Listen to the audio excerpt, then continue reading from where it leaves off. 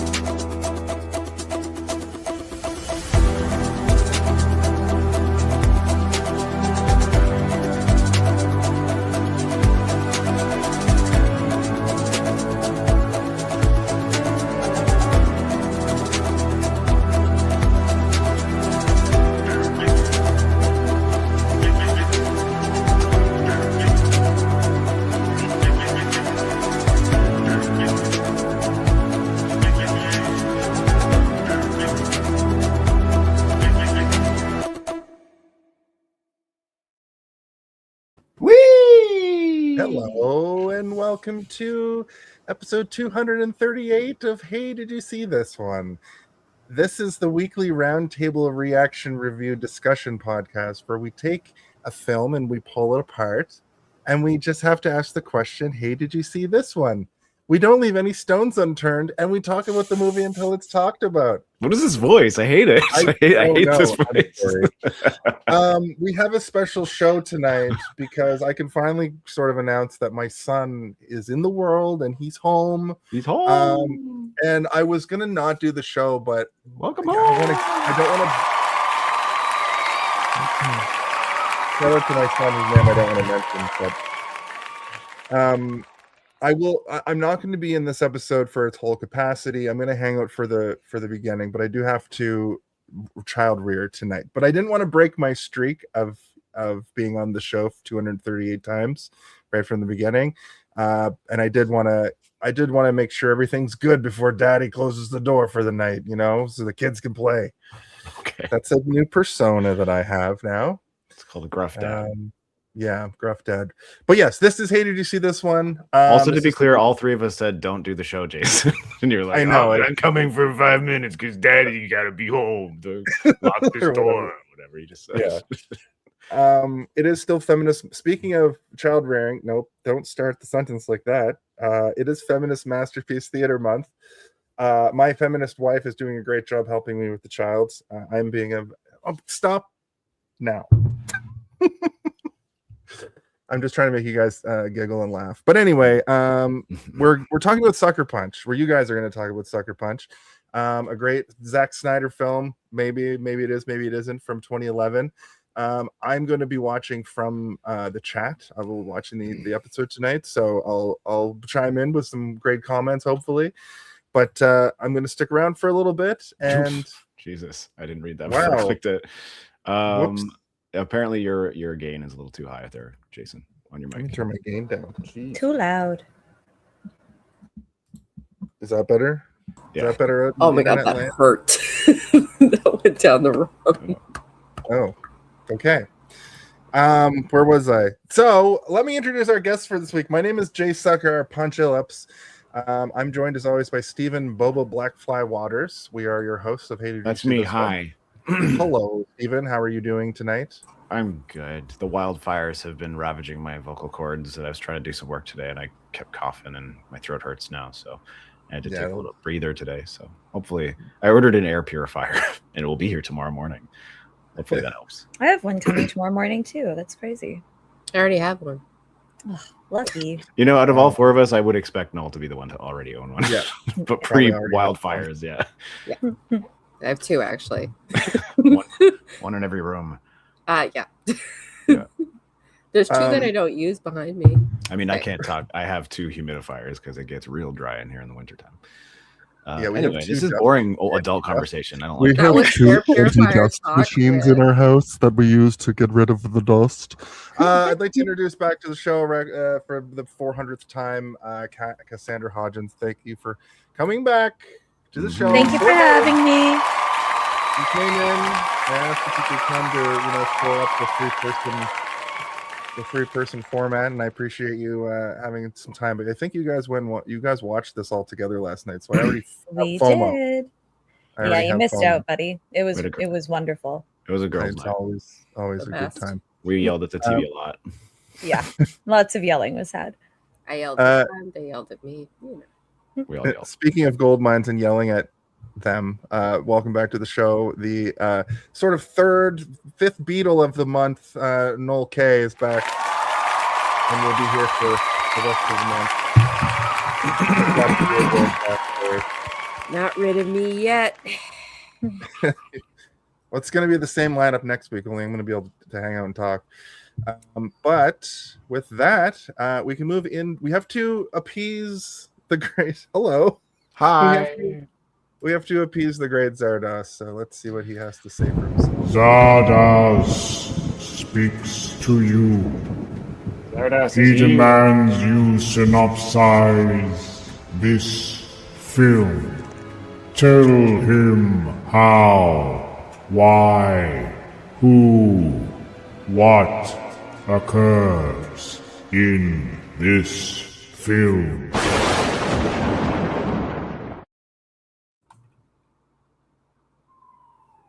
Wow. Well, So who's doing it?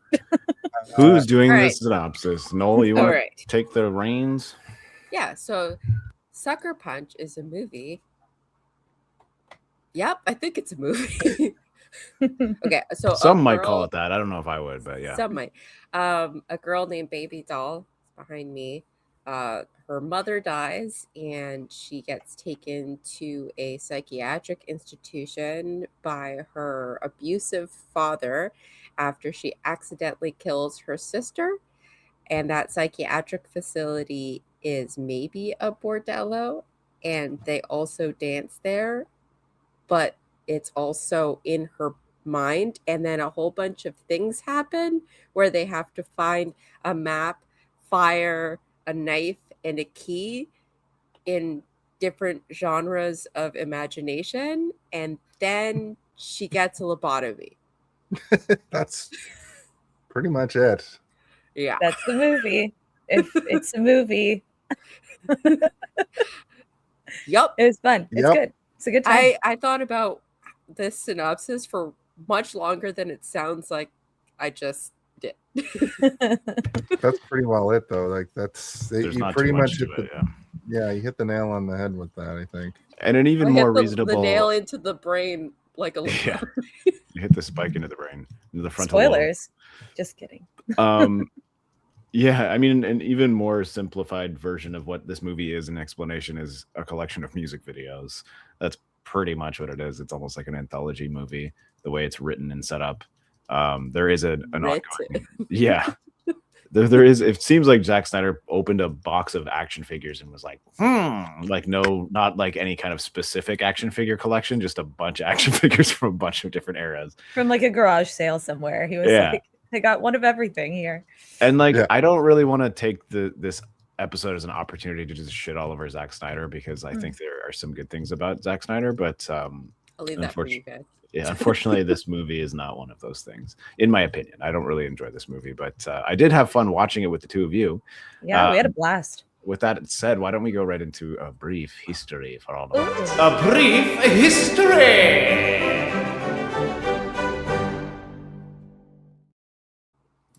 Oh, it's Happy birthday. it's Kimoni Green's birthday. It's my Happy birthday. Can someone say happy birthday to me, please? We did. Please.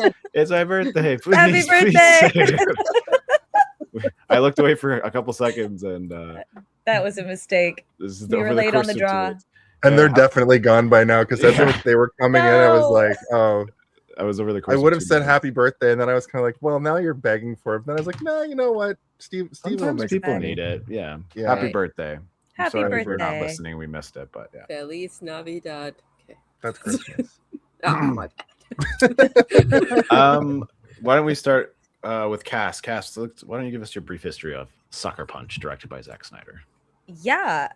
Brief history. I watched it yesterday. Sick. Oh, yeah. No, You told me this yesterday. You don't have one, yeah. I don't have a brief history. Well, it really was. It's very brief.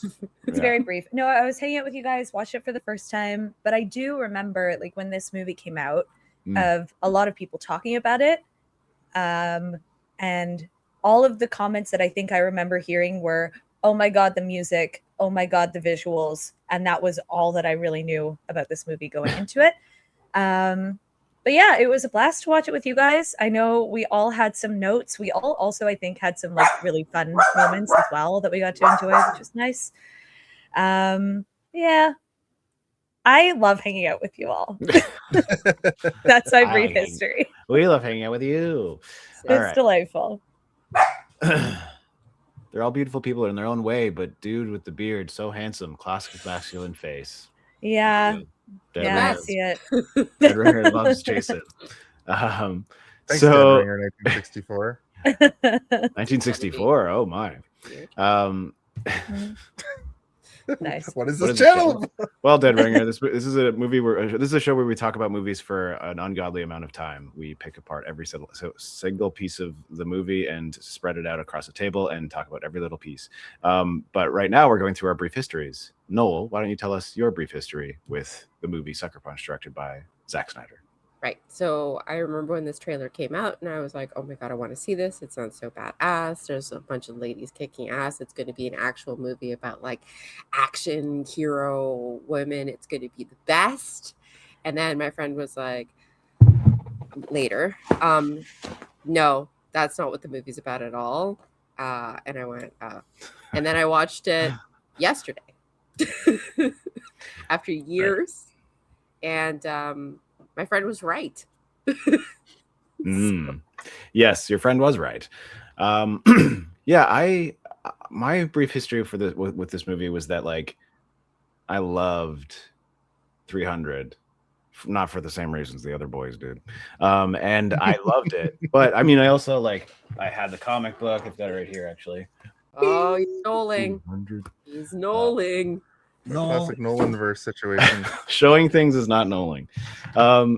So I have this on hand actually because I use it often for reference because I just like his use of silhouetting in that particular one. But I have like his Sin City collection as well. Frank Miller is the creator of that. Also kind of a semi-problematic person, but I don't think anything was terrible.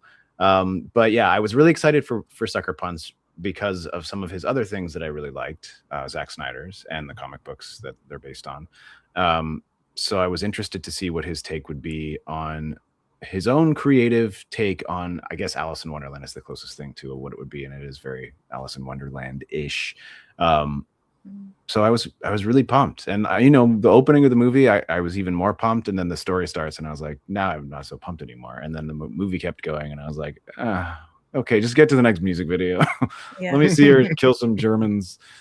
Yeah. And that's I was wondering if my opinion would change because I haven't watched it since I saw it the first time, and my opinion hasn't really changed, unfortunately. I think the movie was actually better than I remembered it being the first time I saw it, but like that's not saying much because I don't particularly enjoy this movie, which is unfortunate because it has a lot of cool imagery going on. It just doesn't work for me.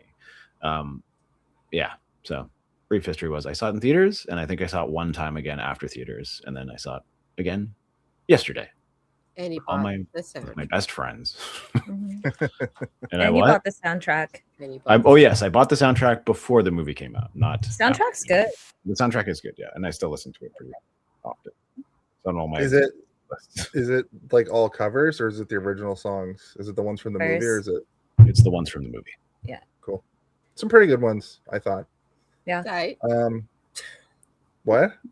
It's aight. It's aight. Yeah. Okay. Well, for me, I went to see this movie in theaters because when it was being advertised, I was like, "No, we're gonna go see this, right, guys? Anybody? No? What? Nobody wants to see this crazy like action fantasy thing?"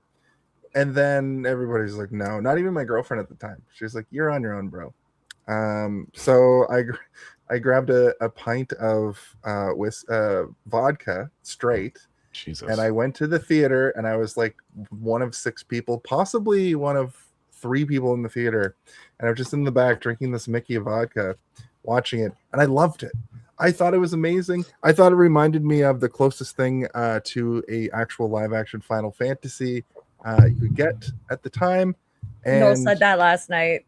And I'm so happy you brought that up. That's exactly what I said. Sorry, Jason, continue. No, that's fine. They've never made a live action Final Fantasy anything, but some of the moments in this really remind me of if they were going to make like a live action Final Fantasy 7, it could look like that. Or if they were going to, you know what I mean? Like, but then now with all the Demon Souls games out, it kind of feels more like it's like a Dark Souls-y universe that it's in anyway. I loved it then, but rewatching it this time, the issues with the movie are glaring, and the problematic nature of the storytelling from the like outside of the dream world had me baffled, had me going, "Oh, I know why nobody went to see this, because the reviews came out and it's a SA fantasy weird thing for gross men." Unfortunately. Yeah. There's not too much empowerment going on, especially because it's all in their heads. It's all imagined power. So it's a Zack Snyder movie. Yeah. Exactly. But I think it's worth dissecting on this on Feminist Masterpiece Theater, because I think it's going to be one of the first times where you guys get to the end and you're like, maybe not, maybe sold that way, maybe isn't that. So, but yes. A brief note to my brief history. We were actually discussing this, who picked this, and this was on my original list when I was my first list that I put through for Feminist Masterpiece Theater. I've been asking for it every year, and it's not because it's a feminist masterpiece, and it's not because I ever thought that it would be, but I'm just curious sometimes about a movie that on its face would look like it's a feminist masterpiece done by somebody. Like, what did this man think of feminism was? Yeah. Where and I appreciate that. And it's not what is about, a feminism? What is a feminism? It's not. What is a woman? A feminism is a woman with a sword and a gun. Don't you know? That's it. You know? But she has very to get specific trauma. Yeah. Yeah. So somehow. Oh my god, my ADHD. Sorry. So but I'm gonna let you. I don't think that I am uniquely unqualified to associate this with feminism anyway. So I'm sure I could be here, a fly on the wall. What were you gonna say, Noel? Yeah, so it's not about picking a movie that's obviously not feminist so that we can pick it apart. And like, obviously, I have made absolutely no secret of the fact that I truly dislike Zack Snyder and everything that he does. But that's not where I come to this movie with. Okay. It's just, I think, a very interesting, an interesting movie. Okay. To dissect. I am gonna go feed my child a bottle now and hang out with him. I love you That's- all. I do have FOMO missing out on the movie party last night. We'll hopefully get together for Easy A next week and watch it. I might be Yes. able to do that, but we'll see. Please. And I will be here for the full episode next week as well. But you guys have a Yay. great time. I'll be listening, Thank you, and Jason. thank you all for letting me come in. Old Pops, Jace. Old Father Phillips. All right, We're gonna start smoking cigarettes when you leave, Dad. feet on the floor, kids. Door open, feet on the floor. Okay, I love you guys. Talk to you Goodbye. later. Love you. Bye. Bye. All right. That's the show. No, So, he's still here. Now all the secrets come out. Yeah. Just kidding. Did you know? Yeah. Where were we? Oh no, the show is definitely falling apart now. Jason's gone. Okay, production so talk. we're gonna go into probably. production talk. Yeah, and now This you can is going well. You can spend this time just shitting all over Zack Snyder if you'd like. I'm not gonna do that. All right. Quiet on set. Are we rolling? Okay, let's shoot this piece of shit. Sound. Speed. Action! So the movie Sucker Punch of 2011. It is directed and written by Zack Snyder and Steve Shibuya. Shibuya? That sounds like a made-up name. Shibuya. That's like in Japan. But also he produced this movie with. Oh no, it is like Shibuya, like Japan. Okay, That's interesting. There you go. And then he also produced the movie with his wife, Deborah.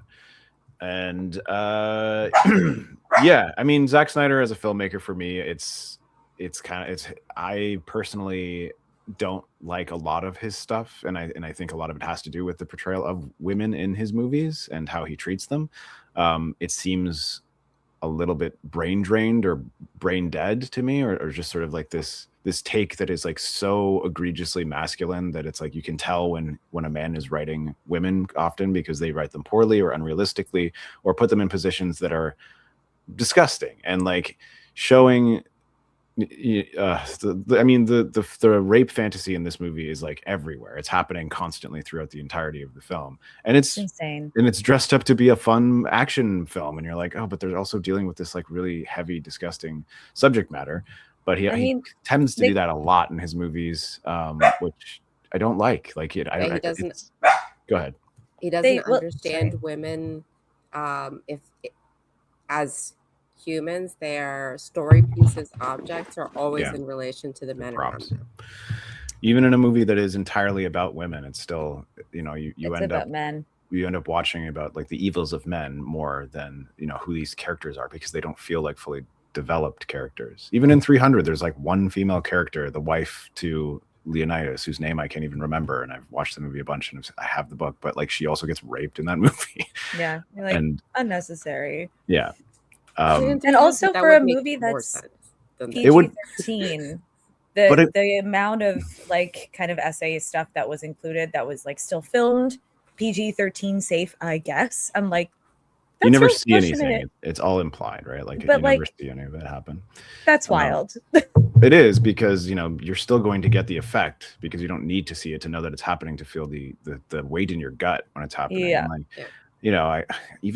I wanted to like that new zombie movie that he made a couple of years ago during the pandemic. But again, it's like the whole concept of the movie was about like, what if those zombies could rape people and impregnate them? And I'm like, what the fuck, Zach? Just make a zombie movie, bro. Anyway, there are some pieces in his body of work that I do really like. Like I like the Dawn of the Dead remake quite a bit. I've watched that movie hundreds of times, and I don't think there's any rape in that movie. I don't remember there being any rape in that movie. There could be. I've just forgotten or put it out of my mind. I don't think there is, but I could be wrong. But it also runs into the issue of like a lot of the female characters in that movie are not interesting or not realistic. Go ahead, Noel. You look like you're going to explode. Let's not have that happen. Something in their body just exploded. Something just blew up. Yeah. No, it's chaos here at Chateau Kotef. But I dislike Zack Snyder beyond how he treats women. I think his writing is bad. I think that everything that he does is his own fantasy, and like I can't watch a movie of his without watching every frame and like knowing that this man thought he cooked every single frame. Right. And instead of doing like it's populist filmmaking, which is not a bad thing. Like, yes, we want to make movies for everybody. Like Steven Spielberg made movies with wide appeal, but like there are a lot of Spielberg movies that I don't like. But unlike with Zack Snyder, I can see the vision for Steven Spielberg. There's creativity. There's like people who I hate, like Kubrick. I can see the creativity. I can see the vision. There are new things. With Zack Snyder, it feels like the thing that everyone has already thought about, he just happens to be filming.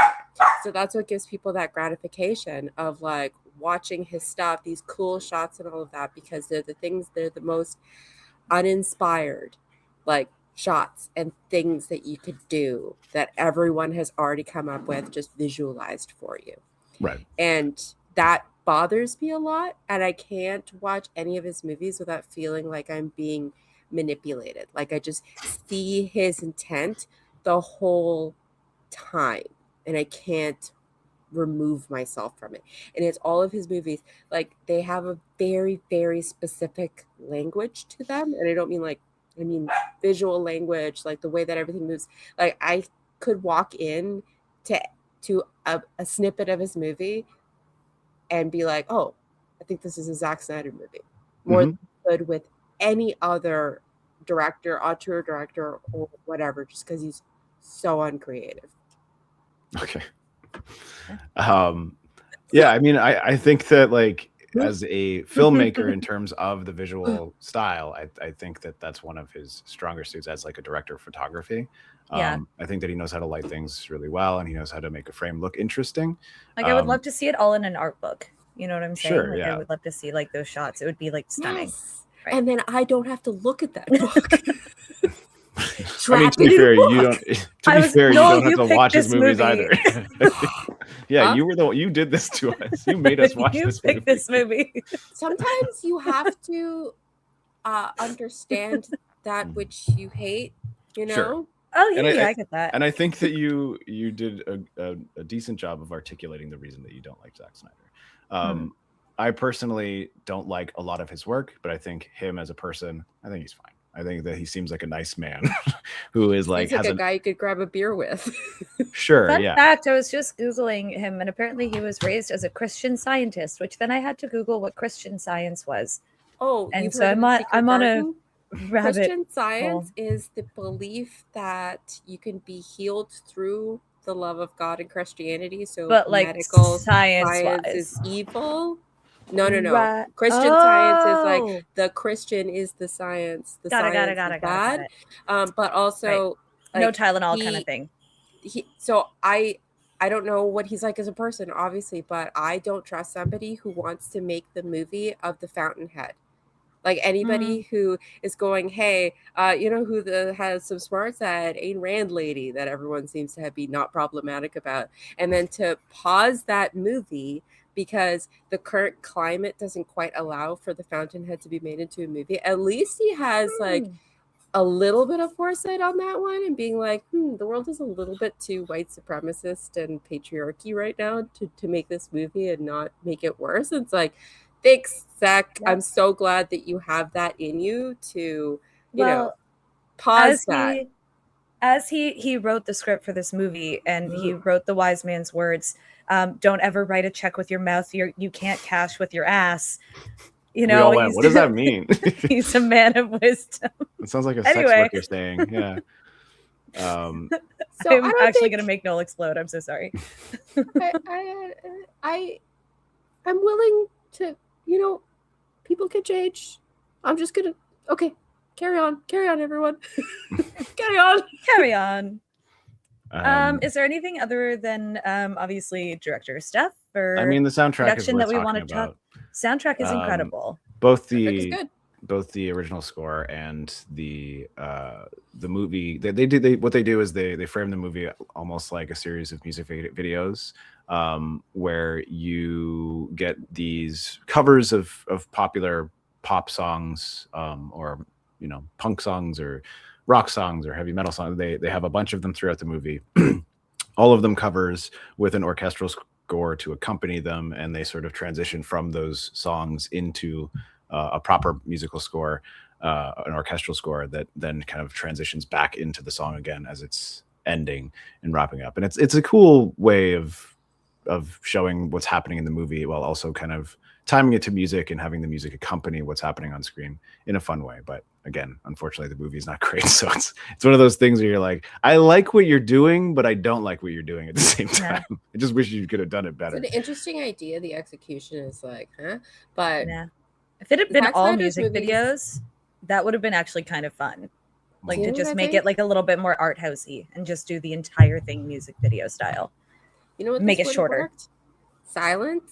No dialogue, just music, and then have him describe his visions and storyboard them, and then allow a very talented anime artist to create an anime around it. That would have been that'd be cool.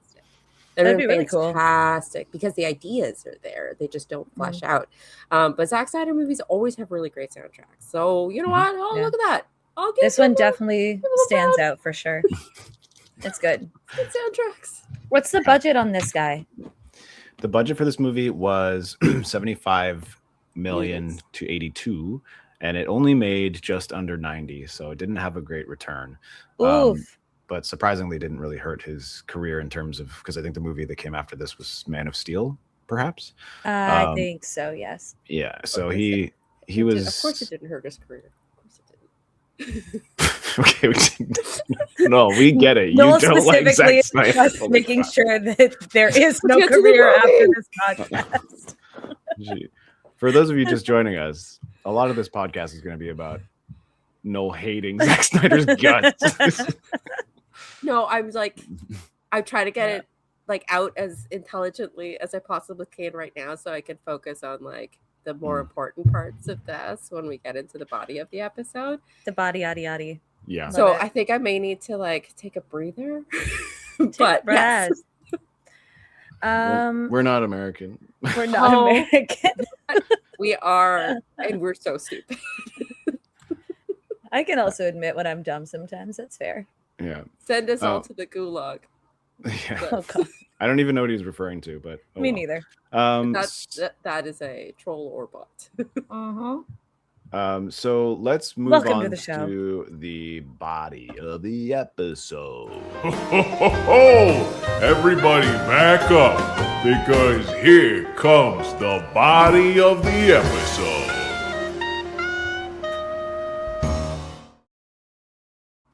Fancy. This is where we talk about the movie in all of its facets. So yeah, this movie opens with a rainy mansion home that is, seems, it's very stylized. Like it seems like a haunted mansion type style, but it shows how affluent this family is.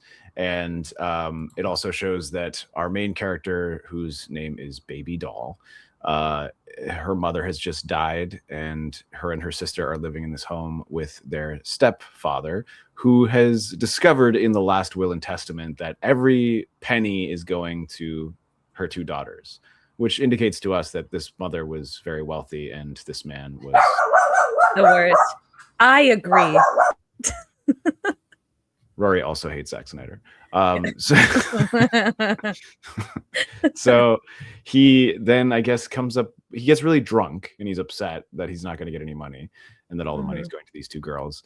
And he goes to beat them or kill them. I don't really know what his plan here is. I think he's just in a drunken rage, like going to go beat them up or kill them or whatever, right? But also gives some like weird SAE kind of vibes as well, just like in the way that like some of that like kind of dominating control is happening in those shots. I'm like, oh, I don't like where this is going. Also, maybe that's just because I was like, it's a Zack Snyder film. Maybe I'm just filling in the gaps in my own brain. It's visually predatory. It's it's intense. He shoots the girls from high. Guy. He shoots the girls from like high angles pointing low, and he shoots the man from low angles pointing up to make him look tower over them and be very physically domineering. And I mean, it's effective, but again, this is all told through just visuals and accompanied by music, so we're not getting any dialogue here. The song is Sweet Dreams are made of I'm these. made of these. And it's But pretty it's a cool. It's a good solid version of cover. it. Yeah, it's a pretty cool version. It's got some really nice orchestral stings. But yeah, she climbs out a window, goes up a drain pipe, gets a gun, and then comes back and then accidentally shoots her sister in the head and kills her. And Yeah. so I didn't ask this question before, but Mhm. so the dad assaults Babydoll, and then she escapes and then assaults the younger sister, and then Babydoll comes back and shoots the sister while trying to shoot the father. She's trying to shoot the father, but misses, I think. Because he's trying to Right? get into her door. Yeah, He- he's trying to get into her door, but then she goes away, and then he's actually trying to go into. So I feel like there Well, I was. can tell you exactly what happens. Thanks, Okay. Steven. What was it? So yeah, he locks her in her bedroom, so she has to go out the window, and she goes to the car to get a gun. But her sister has run out of her room down the hall and locked herself inside of a closet, and he has to break down the door to get into the closet. So that gives her enough time to go get the gun and come back and basically threaten him. And then she shoots and hits the light bulb. It's just an excuse to have a cool shot of a light bulb exploding. Really, It's a cool shot. it is. And so she misses, shoots the sister, and then she shoots him in the arm, and she doesn't finish the job, and he calls the police, and she's arrested. It would have been really cool if she actually did finish the job, and then that's where the movie started, and it was a different movie. Sure. Or that's where the movie ended. Yeah. Solid music video. In that case. Yeah, this is where the music video ends. Yeah. See, I thought, I know that that's what actually happened, but I thought that because this is PG-13, Zack Snyder is cutting certain things short while trying to tell a bigger thing. So that's where my brain was going, but maybe I would like to add a quick note, because I'm sure this is going to come up multiple times, but just to flag it now, because we're already so early into talking about the body. This is one of the many examples of this film just not giving enough clarity for an audience. Not that people should treat their audiences like they're dumb. I think that's bad directing and bad writing as well. But there are so many things that I had to sit there and kind of puzzle and figure out what the intention was of certain shots, or the order of things. And if we just had a bit more editing, a bit somebody else in the room to say, can we just make this clear? That would have been nice. Yeah. But instead we're like, where were we? What happened? I don't know. We get exposition dumps for stuff that we get too much exposition for, and then we have no idea what's going on. And I would say between the three of us, one of us should have been able to figure out what was going on at any given point. And the fact we all had theories, basically. It's I think this. For me, it's more in the middle where I'm really confused how this works. But the thing is it's all a dream. The whole movie is a dream. So inconsistencies can be hand waved away. Lazy though. But there's still no plot. Yeah, and I mean, there is a plot. It's just really, really bam. skimpy, and it's skimpy than the ladies on stage. Whoa, yeah. Okay. But Yeah. which is not necessarily a bad thing in movies. There are a lot of movies that have extremely slim plot, but they still rule. This movie, unfortunately, I don't think is one of those. But Triplets of Belleville has almost no talking and a very straightforward plot, and is still an extremely engaging, amazing movie, visually, stylistically, everything. Yeah. And I've heard people refer to this movie as Zack Snyder's Triplets of Belleville. Triplets of Belleville. Yeah. But I mean, I wasn't really confused during this opening sequence. To me, it was just an excuse to what did she do to get locked up here? And it's okay, well, she killed her sister by accident, and they locked. Were confused. Yeah. I mean, the opening sequence is not confusing. What are you fucking talking about? Well, also it's the extra thing too of if everything was left to the daughters and one of them is already dead, and put the other one in an asylum, she can't claim the money. That all goes to dad now, right? Yes. So that's all kind of sort of discussed between Oscar Isaac and the dad, kind of, but her focus is taken away to the stage. So you're hearing the conversation in the background, sort of muttered, and it's kind of almost fading out as they're talking about it, which is to me is the movie being this isn't really important. This isn't really what the movie's about, but this is just information here in case you need it. Yeah. It actually, I feel like that information. Wildfire smoke. Oh no, poor thing. I feel like that dialogue I kind of wish had a bit more. Well, I wish it was shorter, more concise. But I think that the information actually was helpful for us later on in the film to really understand things. But because the dialogue kind of dragged on a bit and it was in the background, it was like almost treated like an afterthought. But also, this is introduction of Oscar Isaac as well, who does really great in this film. Who's the bad guy? Who's the bad guy? But I really liked his performance. We're not as there much yet, as I guys. could. We're not even What I'm there saying yet. is that sorry, what I'm saying is that that moment of like this kind of exchange of, oh, like you're bringing your daughter in, I'll like handle it, don't even worry about it, but blah blah blah. Very kind of side conversation. Actually, probably important, especially when you get to the end of this film, to have it all make sense. You know what I'm saying? I forgot about the money part. That's how Right? invested I was in everything else. Listen, we're gonna go in order here. We're not Pass even the in, money we're part. not even in the asylum yet. So Right. yeah, We're in the asylum. I feel like I am. They arrest her. The police come. It's a cool shot of like the cops like with the rain and their flashlights and stuff. It's very interesting looking. And then it immediately cuts to a car where we get the title card, Sucker Punch forming in rain on the window. And it's revealed that she's been taken to an insane asylum. An asylum for the mentally or the criminally insane. I can't remember if it's like a criminally insane asylum. It says mental institute, I think, a lot. Right. And it's called Mount Pleasant. And it's revealed that the father basically told the police like she went crazy after her mother died and shot her sister by accident. And that's why she's being locked up here. And he's paying extra in order to have a lobotomist come to fix her brain. And basically it's under the table. He's going to forge the signature of the doctor, the main therapist or the psychiatrist of the doctor or of the hospital in order to have that sort of expedited and to make it happen at all. Because, you know, as we learn later in the movie that the psychiatrist basically doesn't Would not approve of that. lobotomies at all.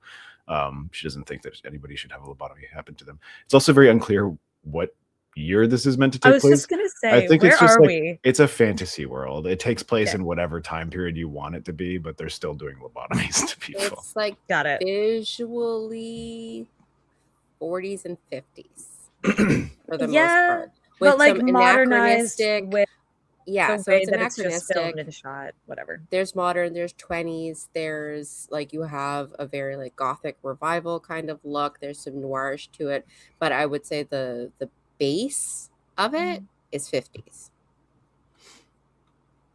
Yeah, yeah, that checks out. I agree. I don't think that there's a set year because she's There definitely isn't. it's basically whatever fits for the moment or whatever. It's Yeah. like now there's no cell phones or anything, and there's not really any modern cars, but like Which I'm kind of okay with. when they're in the Like, when they're in the that's dream fine. sequences, they're using like modern weaponry and paired with like medieval weaponry and paired with pirate weaponry.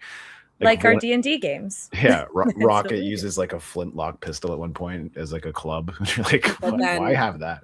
Everyone's bras are those 50s styles bras. Oh, like yeah, the they silhouettes are. of the dresses. Yeah, you're Like, absolutely right. And then they have the little like nurse hats, and those are motifs that keep coming up even in the dream sequences. So that's what I'm saying. Like, I think that's the anchor probably point. And I think it's base-ish. because it's aesthetically appealing for this more than oh, yeah. because they want to set it there. I actually liked the anachronistic timeline thing. I Yeah, thought yeah. that was Yeah. interesting. It also allows Yeah, you it's cool. to get visually creative in any way that feels appropriate from scene Which to is very scene. much this movie. Yeah. Yeah. And then she's got the sequined outfit from Claire's. Like, so you've got One of each. And we're treated to another music video. This time, the song is "Where Is My Mind," I believe. The second one is White Rabbit. No. I'm talking. You're right. I'm not talking about. Where's my- Yeah, it's when there's a montage basically of her going to therapy with the doctor. Yes. Her learning about what's happening in the hospital, or just kind of like walking through the hallways and stuff. And then at the end of this, it shows John Hamm about to lobotomize her. And right before he lobotomizes her, it cuts back to the theater room, which Oscar Isaac, when he brings him in there, is like, we call this the theater. And he kicks open the door. I'm like, oh, it's just a theater. Thought it was going to be anything but a theater, the way you said it. It's like a cafeteria or something. Like that would make more sense. Like a basketball or like an court. operating theater is kind of what I was thinking. Yeah. But it's not just a theater. Yeah. And when we first see it, it's grimy, grungy, gray. And everybody's wearing very clinical costumes and everything's very bleak looking. And, girls are fighting each other because that's what happens in mental asylums. Girls just randomly fight each other for no reason. And, as we know. Yeah. And then just after the lobotomy is about to happen, we cut back into there and everybody's wearing fancy costumes. Oscar Isaac is dressed up as like a 1920s like gangster man, and her father is now dressed as like a priest, and she's dressed up as a schoolgirl, and everybody else is dressed up as like brothel women, I guess, or like it's just very it's giving Moulin Rouge. It's like it's like a burlesque show and like undergarments as not undergarments, I would say. Yeah. It's like cabaret. It's like cabaret. It's not like, the Fosse, like the style, like genre of stage things. Yeah, this movie was very much giving like edgy Moulin Rouge, burlesque, and then also like action movie, like fantasy. While it was a lot of things all at once. Yeah, and now the doctor she's no longer a doctor. Her name's Dr. Vera Gorski. She is now basically like the stage producer or the director of the show. She's giving Jessica Rabbit vibes. Yeah, and she also performs in the shows as well with Oscar Isaac. And you get the feeling that like within this fantasy world, because now we're in a fantasy world where she is dreaming about her stay over the next 5 days where the lobotomist is coming. And this is where the plan is going to be hatched for them to escape before the high roller shows up. So within the fantasy world, the lobotomist is a high roller who pays lots of money to have sex with women. I don't know. Question mark? I don't. It's to free clarity them with his penis. Right. Yes. What the fuck? Somebody is asking a very weird question. It's Jason. No. There's another one I'm not going to show. Oh, got it. Oh, I didn't mean to click that. Oopsies. This person loves you. Here we are. Sick. Love that. Not there, though. They've arrived. Which one was worse? Yeah. Jason. This should be like end of the episode. No, I'm not. This should be end of the episode. Just like going through some comments and like ranking our favorites. And I'm going to leave that in mystery. So we're introduced to basically our main players throughout the movie.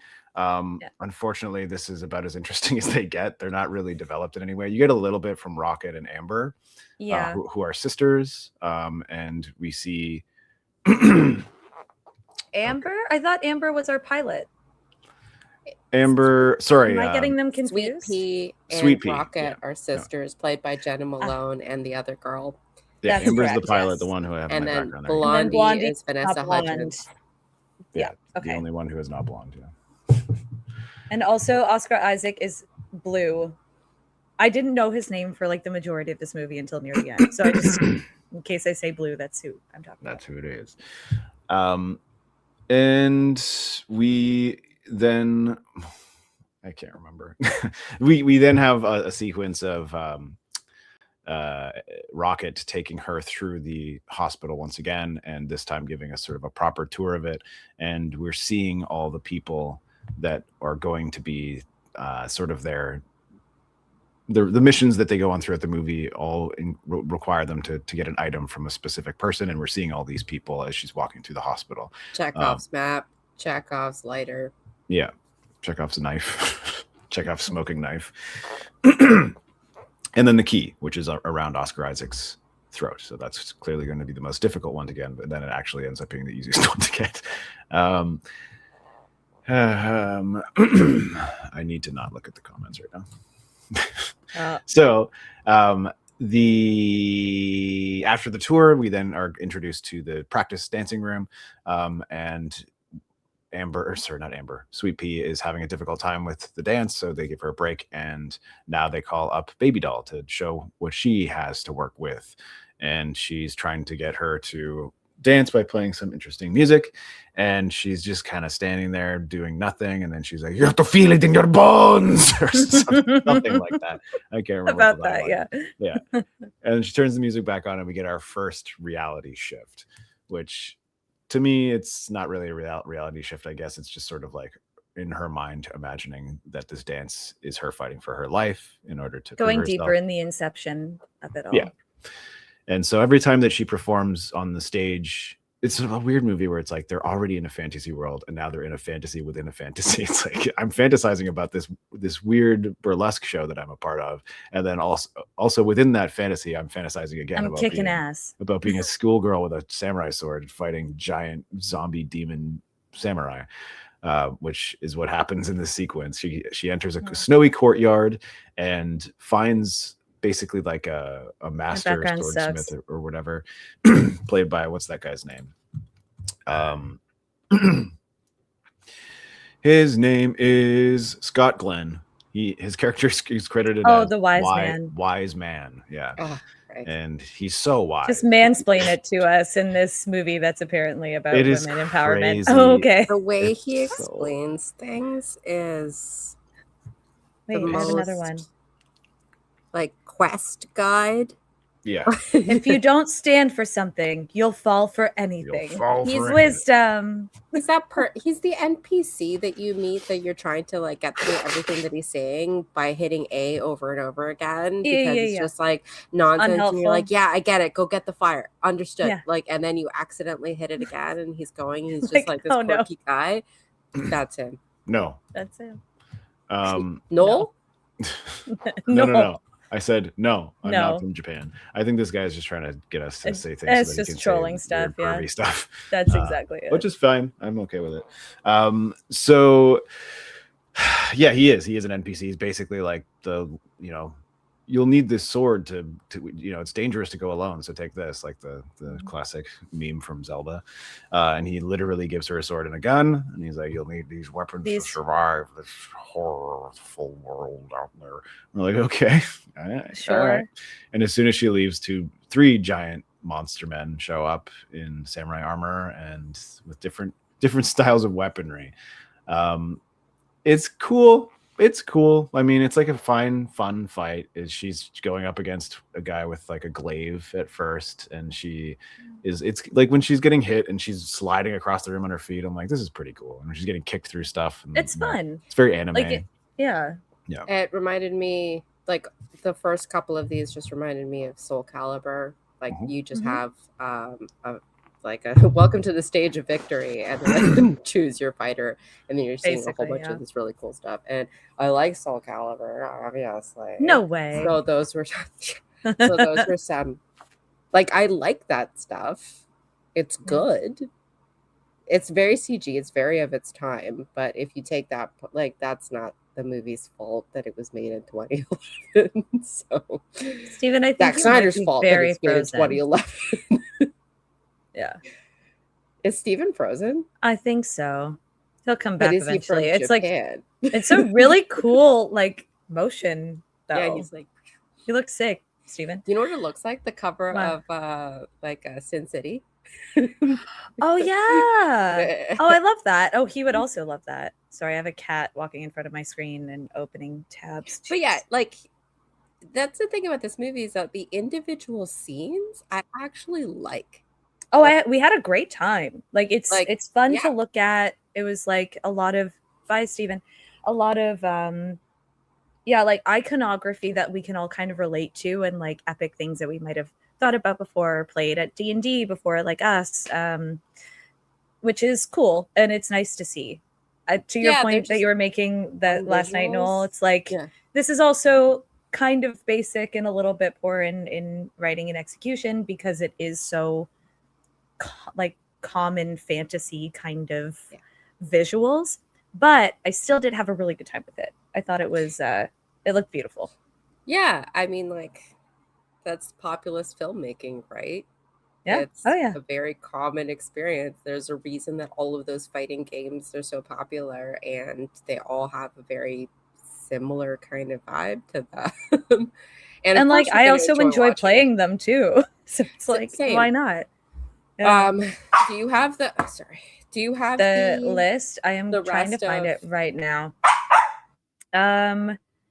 We get into, yes, this whole fantasy. We're in this kind of like Japan setting, lots of samurai fighting. She manages to defeat our like giant samurai who's behind me, if you can see. And she's, I think, then brought back into like out of dance trance is what I'm kind of calling it, where like once the music starts, she Yes. goes into this fantasy world, which I really would like to see what the dances look like. I just think it would be fun to know what choreography happened while we were in fantasy world. Yeah, Because I think it's fun. That's one of the things that I find so weird is that the colors change, like the visuals change when she's dancing. Huge, You yeah. just get like a shot of her face, and then like you can see right here, the and then colors are shifting and whatnot. It's a very interesting way to go in and out of your different kind of universes or like planes of existence or whatever it is you want. solid transition. Yeah, but the fact that you don't see the dances, and then like so she starts, and then you have face, and then when you zoom out, it's just like, and that I find to be really annoying. It's so stupid.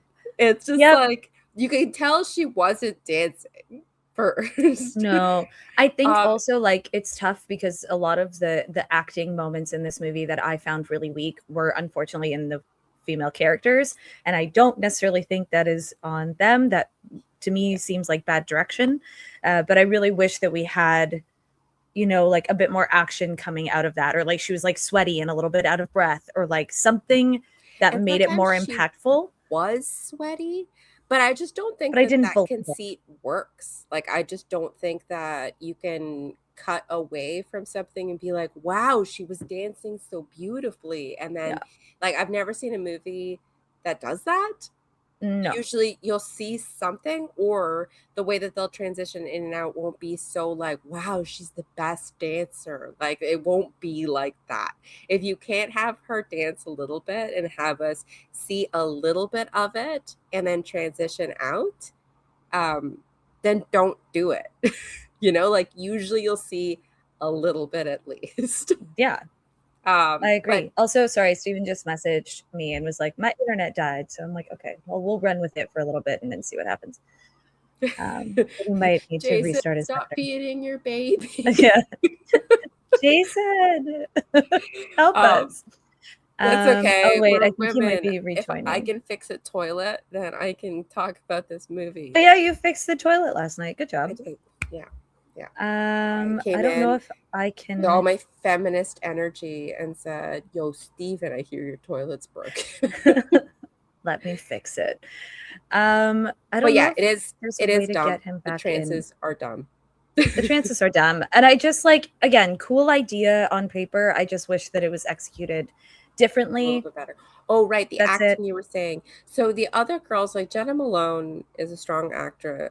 We know that. Like the individual actors in this movie, like she's a little bit unknown. The one who plays Babydoll. I mean, I don't know very much about her acting. Yeah.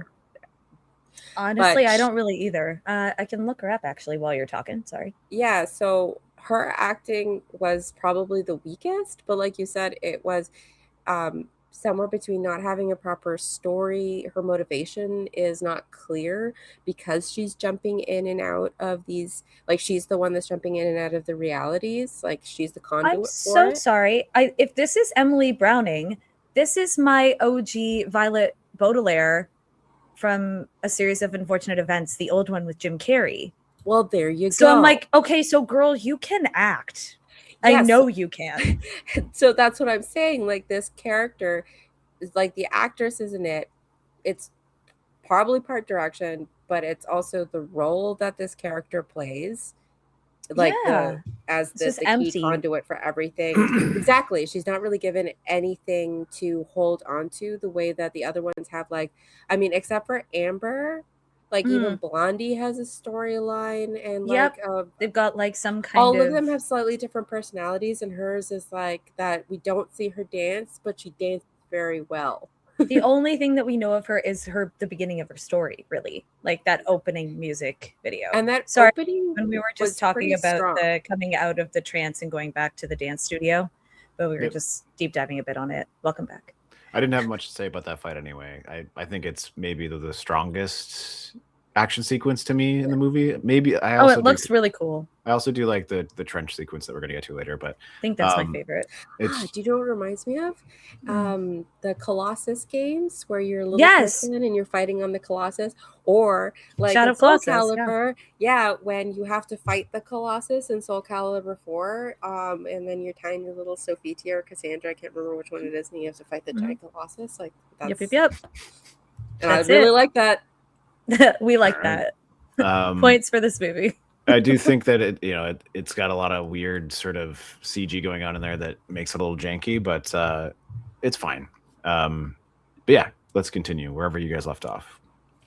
We are just coming out of trance space, so we're getting back to the studio and having this like kind of mind-boggling moment where the doctor, who is now I guess our main brothel host lady, is like, wow, we found someone who's just so incredible at dancing. She's going to be a star and she can distract everybody while we, make way for high rollers or something.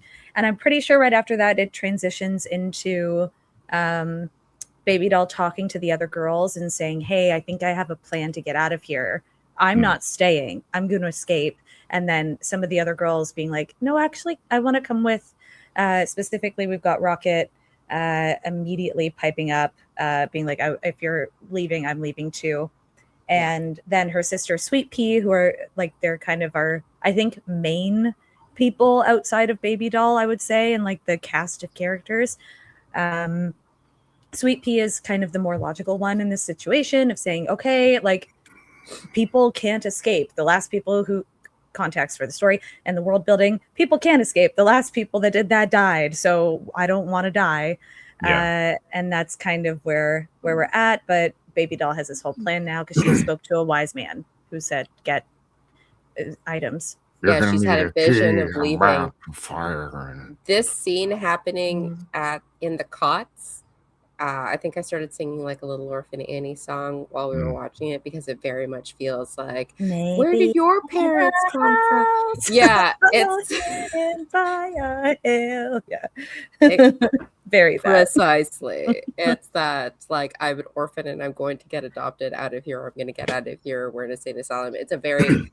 This is not a new visual, right? Well, yeah. I mean, Nothing the whole movie really is basically the regurgitated ideas or visuals, but it has like that looks cool Zack Snyder sheen on it. But yeah, they formulate the plan and they have to get a map, a knife, a key, and fire. Map, fire, knife, key, which is not a plan.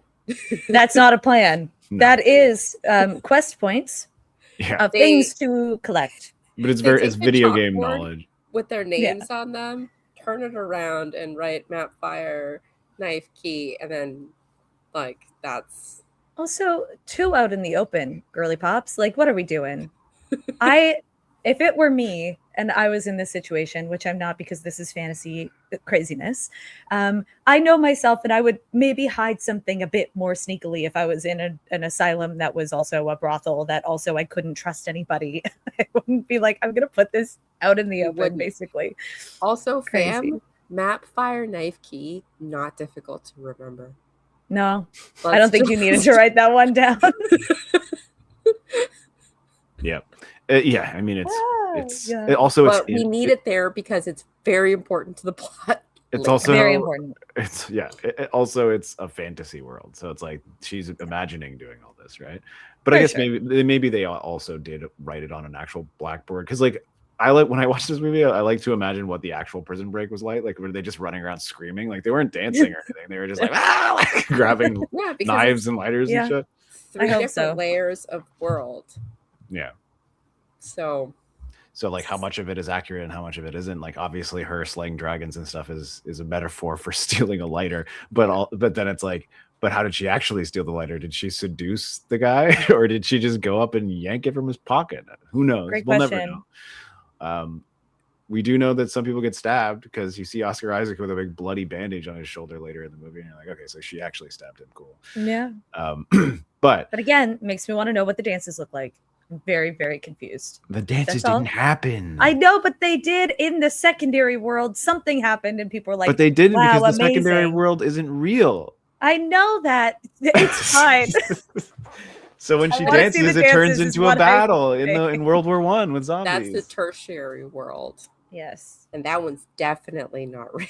Definitely They're all not real. But Jason said none of it's real. But Jason said something interesting in the chat. He said that as the second level, the coping mechanism for trying to handle the fact that she's about to be lobotomized in the first level, and then the third level being a coping mechanism for the second level. Yeah. I mean, you could read it that way, but for me, it's just like because all of it is a hallucination. She is treating these things as though they are crazy missions because she's fighting for her life. So that they visually translate as a dream would into you actually fighting something for real, right? So rather than dancing, the dance is there to basically save her. So it's like we're now, because it's so important, you have to defeat something in your mind to be able to be successful. So she creates these monsters that she has to destroy to replace the dance, because the dance doesn't exist, right? It's like me when I'm actively lucid dreaming. I get it. Sure. I've been there. I've also But fought giant lucid monsters, dreaming and is then where been you like, can- I was dancing the whole time, but nobody needs to know because I was fighting monsters. Isn't lucid dreaming where you can control your dreams? Yeah. Oh yeah. I don't think she's in control here. No. I don't think she's choosing to do this stuff. It's just how her psychological survival kind of could be one. override. The tertiary one, the final, she could be lucid dreaming that because she always wins and gets what she wants. Sure, and yeah. It's really cool. Well, it's like, you know, when when people die, your brain releases like a crazy amount of like DMT basically, and like it's like people trip out. Nobody knows this. Okay, cool. Brains are crazy. Anyway, so I'm wondering if it's also one of those kind of things too, with just the way, like maybe not like controlled lucid dreaming per se, but just like that moment of before some kind of death, an idea of death. You know what I'm saying? I'm thinking too hard about this movie. Continue, move on. Sorry. I don't think you're thinking about it more than Zack Snyder did. I am. Zack Snyder was like, I'm gonna make the dances combat sequences and it's gonna be cool. I'm like, I want to see the dance. I actually think that Zack Snyder thinks all of these things through very much. Everything that he does is very intentional. But I just want to know what he's thinking about. Like, I want to see his notebooks. Do you know what Can we get him on the podcast? Yeah, I'm sure he would do it. He probably, After maybe. all the kind things that Noel said I about would him. want to. You know what? He sounds like the kind of guy who would be like, "Yeah, I'll hear this out and then talk to you about it." Like, it's just like, I'm always down for a He chat. seems like a pretty normal dude considering like he makes wild movies. Yeah, I'd be that are like, "So what do you think of problematic. Atlas Shrugged, huh?" And then we'd have a whole conversation. It'd be great. Yeah. Okay. Let's move on. So let's talk about the World War I sequence. So this is where they have to steal the map. So there's a map in some office or something, I don't know. But the way it's translated in the movie is that they enter like bombed out World War I era France, where the whole city has been converted into trench combat warfare. And they start in the Notre Dame, I believe, right? Isn't that what it is? And it's all burnt to rubble and ash, and the wise man is there again, and he's like, "Marat, I got something special for Amber," and he gives her a mech, which is kind of like weird that you.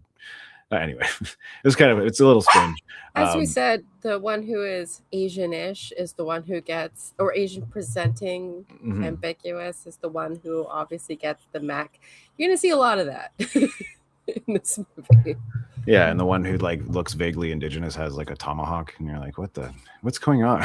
maybe Babydoll's just racist. So she gets the mech and she goes on like a crazy aerial killing spree, which is pretty cool and satisfying. But to me, it's like the fight choreography of the trench warfare is pretty cool. I think it stands out to me, and because it's a PG-13 movie, they really remove all the blood, but they have cool fixes for that in this movie, which I was Yeah, I like appreciated. that. This Creative. one was good. This one was the best one with the Yeah. I agree. whenever anything was killed, there was like gas that exploded. Mhm. But I did really like the visuals. You guys brought up Killzone, that the visuals of these Yeah. World War II Axis powers, we're assuming. I think it's World War One because they just like based on the uniforms right. and stuff. Yeah. Yeah. And they've got like the spiky helmets and shit. But yeah, but in reality, it's like not really anything. They have Killzone masks on. It's just like this is more Yeah. like a video game moment. I mean, the whole movie is like a video game, to be honest. I actually think this is my favorite video game my favorite music video of all of them. Mhm. Like, I thought it was the Colossus Soul Calibur one, but it's definitely the Killzone combat one. Yeah, it's more Yeah, interesting. it's also really super long. satisfying. The Call of Duty one, which I Sure. This is one of those moments where I'm like, I wish this was just the whole movie. Like, I want to see them. Agreed. These same characters in this movie. You know. I want to Whatever be it is. playing this video game. Yeah. Where you touch the thing, go map, and it takes you to this world, and you have to do that quest, and then you go to this one, and it takes you to that field and that quest. Imagine if all three of us had just been playing this video game. That would have been amazing. It would have been sick. You know, I would there's a play game. the hell out of this video game. There's a game called Remnant 2, and it's very similar to this. I You forgot can about that game. you can use swords. You can also use guns, and But you go. is the character this cute? It's whatever you want. You can create the character. You can make it whatever you want. Pigtails for and sure. I guess. To be honest, I don't remember the character creation all that well, but it's very Dark Souls coded, except you have what's the word? Guns. You have guns and melee weapons. But the whole sort of like concept of the game is that you go through these portals and it takes you to very different environments. So like one of them is sort of kind of like Final vague. Fantasy. I'm doing that one for Jason.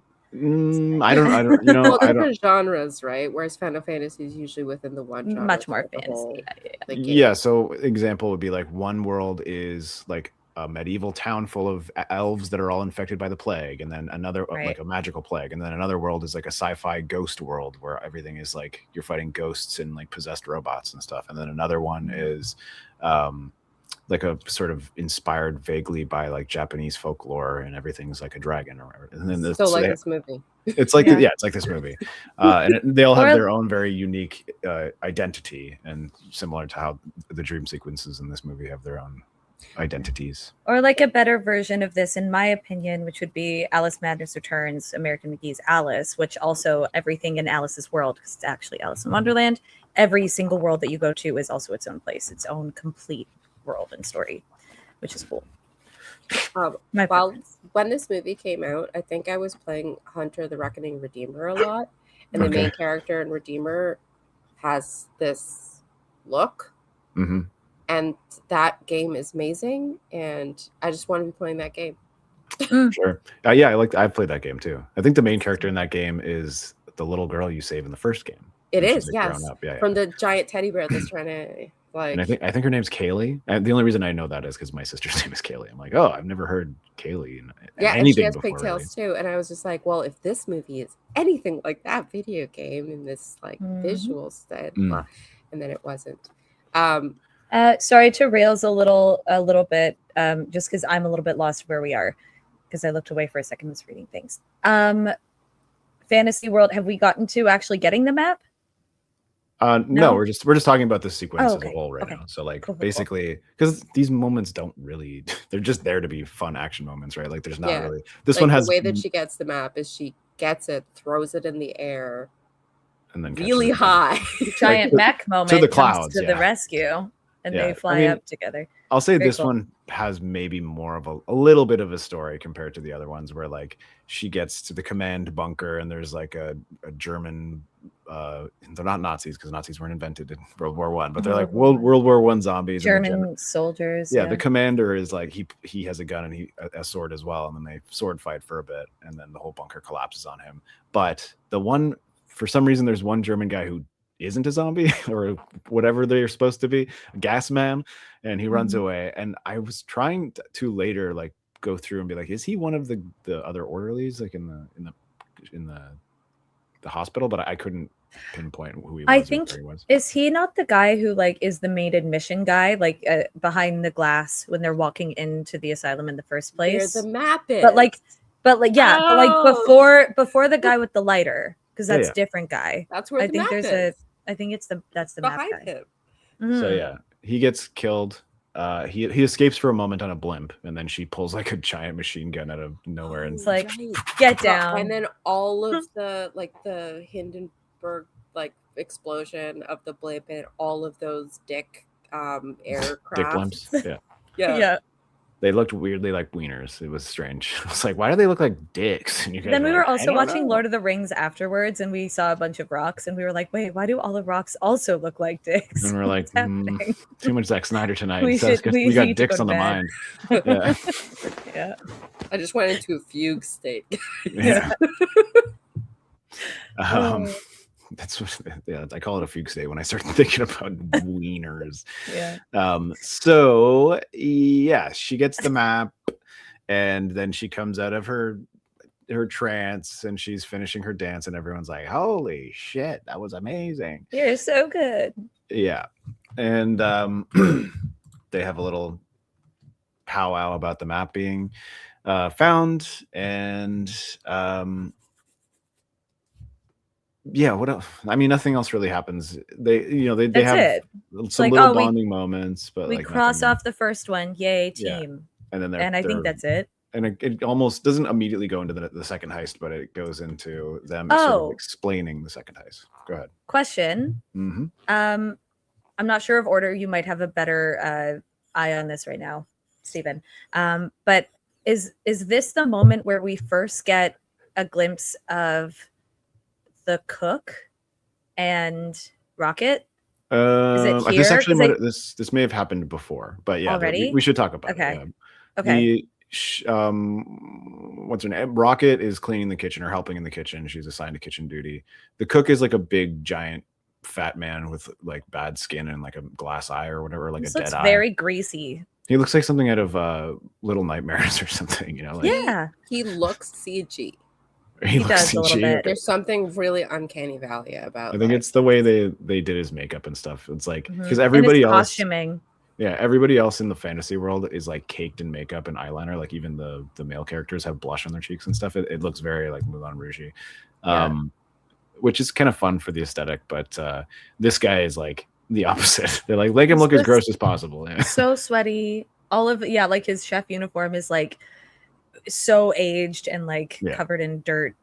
But yeah, and And then she's like working in the he- kitchen. She goes to steal some chocolate or something. She steals chocolate while he's aggressively eating like a onion sandwich or something. It looks like it's like pure onions. Also, there's like peanut butter, I think, on it or something. It's like leaking. Peanut I'm butter like, and I don't- onions, my so- favorite. I don't want Oh my anything God. this chef makes. Actually, I gotta I'm throw good. up. Sorry. The toilet that I fixed. No, I just. Hey. It's not fixed anymore. Oh no! It lasted an evening and it's fucked again. I'm gonna come back over next week. Next week you can fix it. Yeah, for easy A. I have a more permanent fix for it, but that's a different story. You know what he looks like? He looks like exactly the kind of chef that you'd think would be in a grimy mental institution, He's like a bedlam cartoon. kind of place. Yeah, It's almost like right on the nose. He looks like Yeah. Triangle Head kind of A thing. little bit. Yeah. Only fat. Yeah. Mm. He's a big man, and then he catches her stealing the chocolate, and he again. This is like another sexual assault for the books, like everything in this movie. He's about to. It's like you rape her can't and, just have like a simple like I'm just gonna slap you or like beat you up. It's like also it has to have this element. He has to be enjoying everything he's doing. The stealing the one tiny piece of baking chocolate though to bring on that, like, it's why the scene doesn't even need to be there. Mhm. Yeah. Like, it's like, okay, you know what? How are we gonna get her raped? Right. She's just gonna steal Right. some baking chocolates, like working backwards from the thing that you want Yeah. to happen. The I want her only to get thing is assaulted. like with like getting the knife later, because obviously we have that whole dream sequence, but even still with the map guy, we had no real connection to the map guy. No. So that was fine. So what's up with Rocket? We Poor don't Rocket. need it. We don't need this. We know that a chef probably has a knife in the kitchen. It is crazy that they need a map doesn't for need some a reason. story. Yeah. Like it just doesn't. It actually No. would benefit from having less. Just an excuse to be Yeah. weird. It's there just specifically to show his knives again and to like, you know, give us all these visual cues that are needed later, but they're not really needed because we are never explained to why they need these items. I assume they were going to start a fire with a lighter and stab a guy with a knife, and they need the map because they don't know the layout of the hospital. I don't know. Great question. And then they need the key to unlock all the doors. Seems to have That one access to I everything get. Anyway, the key is the only one. All you needed was key. Maybe they don't know their way around the hospital. Okay, map and key. That's fair. Map and key. Wait, but they also need a weapon. Okay, so map and knife and key. And they need and us also to be distraction. distracted. Okay. So map, Okay. fire, knife, Yeah. key. Okay. Well, they do well need all damn, that. guys. Yeah. He was a genius after all. Yeah, We Zack really- Snyder knows what he's doing, guys. So we might as well just go into the second dream sequence, which is where or the third one, I should say, where they go to steal the lighter, which in the reality is like he's like an orderly or whatever, but in this dream world, he's like a corrupt politician. He's or a something. disorderly. Yeah, Mhm. and he's got his cool lighter Ooh. with a little dragon on it, and in this one they have to distract him more up close and personal because they have to steal something from his person, which is trickier than stealing a map from a wall or He keeps whatever. it in his breast pocket. So Yes. somebody has to give him a lap dance, and at the same time as she's dancing and distracting him, and then someone else has to come in and get the lighter, right? Can I be a pokey person for a second and then I'll drop it? A hokey pokey person? A hokey pokey person. Is that the only lighter in this entire mental institution? Question mark. You know, they shouldn't have too Like, many lighters in a mental institution. I'm trying to make logic out of things that are not logical. I just had to say it. He Continue. has one. I don't recommend having a lighter in a mental institution if you work there, or Probably if you, not. yeah, probably It don't just do might be the only one they know about. Yeah. So actually, mental institutions do have lighters. They're usually locked away though. And then you can only if you have outdoor privileges can you get access to a lighter to go outside and smoke. But a lot of those Or the facilities master are key. smoke free now. So they're like in little actual tiny little locker things that belong. Yep. Each person has their name and they have their own shit. Their own like little that. So it's not a designated shared- spot. Exactly. So nobody actually has any weapons or anything that could use as a weapon on Makes their sense. person at any point, because there's a window and you ask for the thing and then you know. Get the thing. Yeah. Heard. Yeah, I was thinking too hard about it again. Sorry, guys. But there's a lot of orcs in this fantasy moment. That's fun. Oh yeah, Minas Morgul. Yeah, it's Minas Morgul. This one once again we have Mr. Explainer, the man to explain everything. Here's your plan. He says they need to go break into like the castle or caves or whatever cave system, and they have to find a baby dragon and slit its throat and pull stones out of its throat to But make don't fire. wake up the mom. Yeah, Don't wake up the mom. You don't want to meet the mother. And this one I don't know. As much as I love like Lord of the Rings fantasy shit, this one kind of falls flat for me because there's not. We already have Lord of the Rings. Yeah. But this is the first one where they're all using their swords. Yeah, which is cool. And that's fun. Cool visual. And then I think this is also the one where they were like, they had a really cool in a row land, whatever, and we were like, a feminism. They all do. Oh like yeah, a they did the 3-point superhero landing. All of them individually, except Amber, who's flying around distracting with Blondie shooting a machine gun. Very fun. They start off by just mowing everybody down with their guns, and then they pull out their swords to get closer to the stairs. And it's it's cool. They're doing an interesting thing where they're like rolling over top of each other's backs and jumping over each other. Very It's good just fight fun. choreography. It was fun. It's probably the least interesting of them because there's no story to this. It's just go to the kill all the orcs, get the dragon. And Quest. Yeah. Exactly. But a lot of it looks practical, which is interesting. Yeah, the like, orcs are all basically, real people with makeup they on and just stuff. they just took.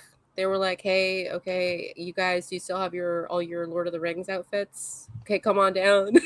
We'll just shoot for a Can day." we use those? Yeah. Broke into the room with the bigature and was just like, "You know what? I'm just gonna take a couple shots of this," and then worked it in because it's so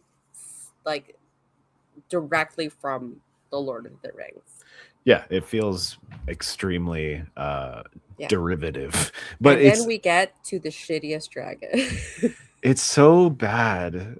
You know, like it's one of those things where I remember not liking the dragon when I first saw it, and I was like, I wonder if it's actually as bad as I remember. And it still Lord of the is. Rings. It's not that the CG is not that great, but also just the amount of dragons that we've been given in cinema and television over the last like decade.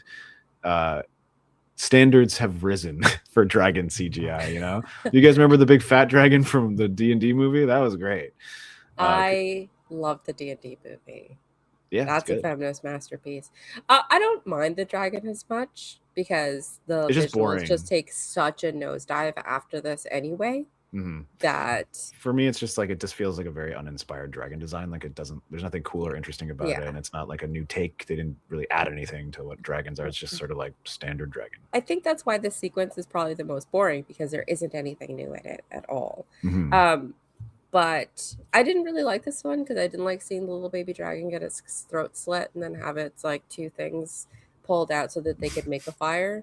Yeah, that wasn't really like. And they had absolutely no qualms about killing that baby dragon. Like they just it wasn't even like oh no or there was no fight, there was no struggle. It was just like a sick dying baby dragon, and she was just like, whoop. Was it sick? I thought it was just sleeping. No, it was unwell. I have been on mute and just talking this whole time, but I also thought that it was just sleeping. Yeah. Okay. I guess. I don't know. I don't know. Maybe it was sick. I don't know. I didn't see Again, it. I guess maybe I've never seen anyone sleeping. Oh, Noel's just like walks in and someone's sleeping, and I'm like, you're dying. Yeah, you just think, oh my god, he's lost consciousness. It's like he's in bed. It's like no, there's something wrong. He must have died. Giving Project Rocky and Project Hail Mary. He has the paramedics. I've never to, seen this. Constantly. Oh, that's just high recommend. I'm an original. Yeah, I'm an original. High recommend. I like it. I like it. I like his sweaters. Mm-hmm. What were you talking about? I wasn't listening. Dead baby dragon. Dead baby dragon. Yeah. Dead baby dragon. They slit the dragon's throat and they get the stones. Yeah, sleeping sick baby dragon. Now forever sleeping.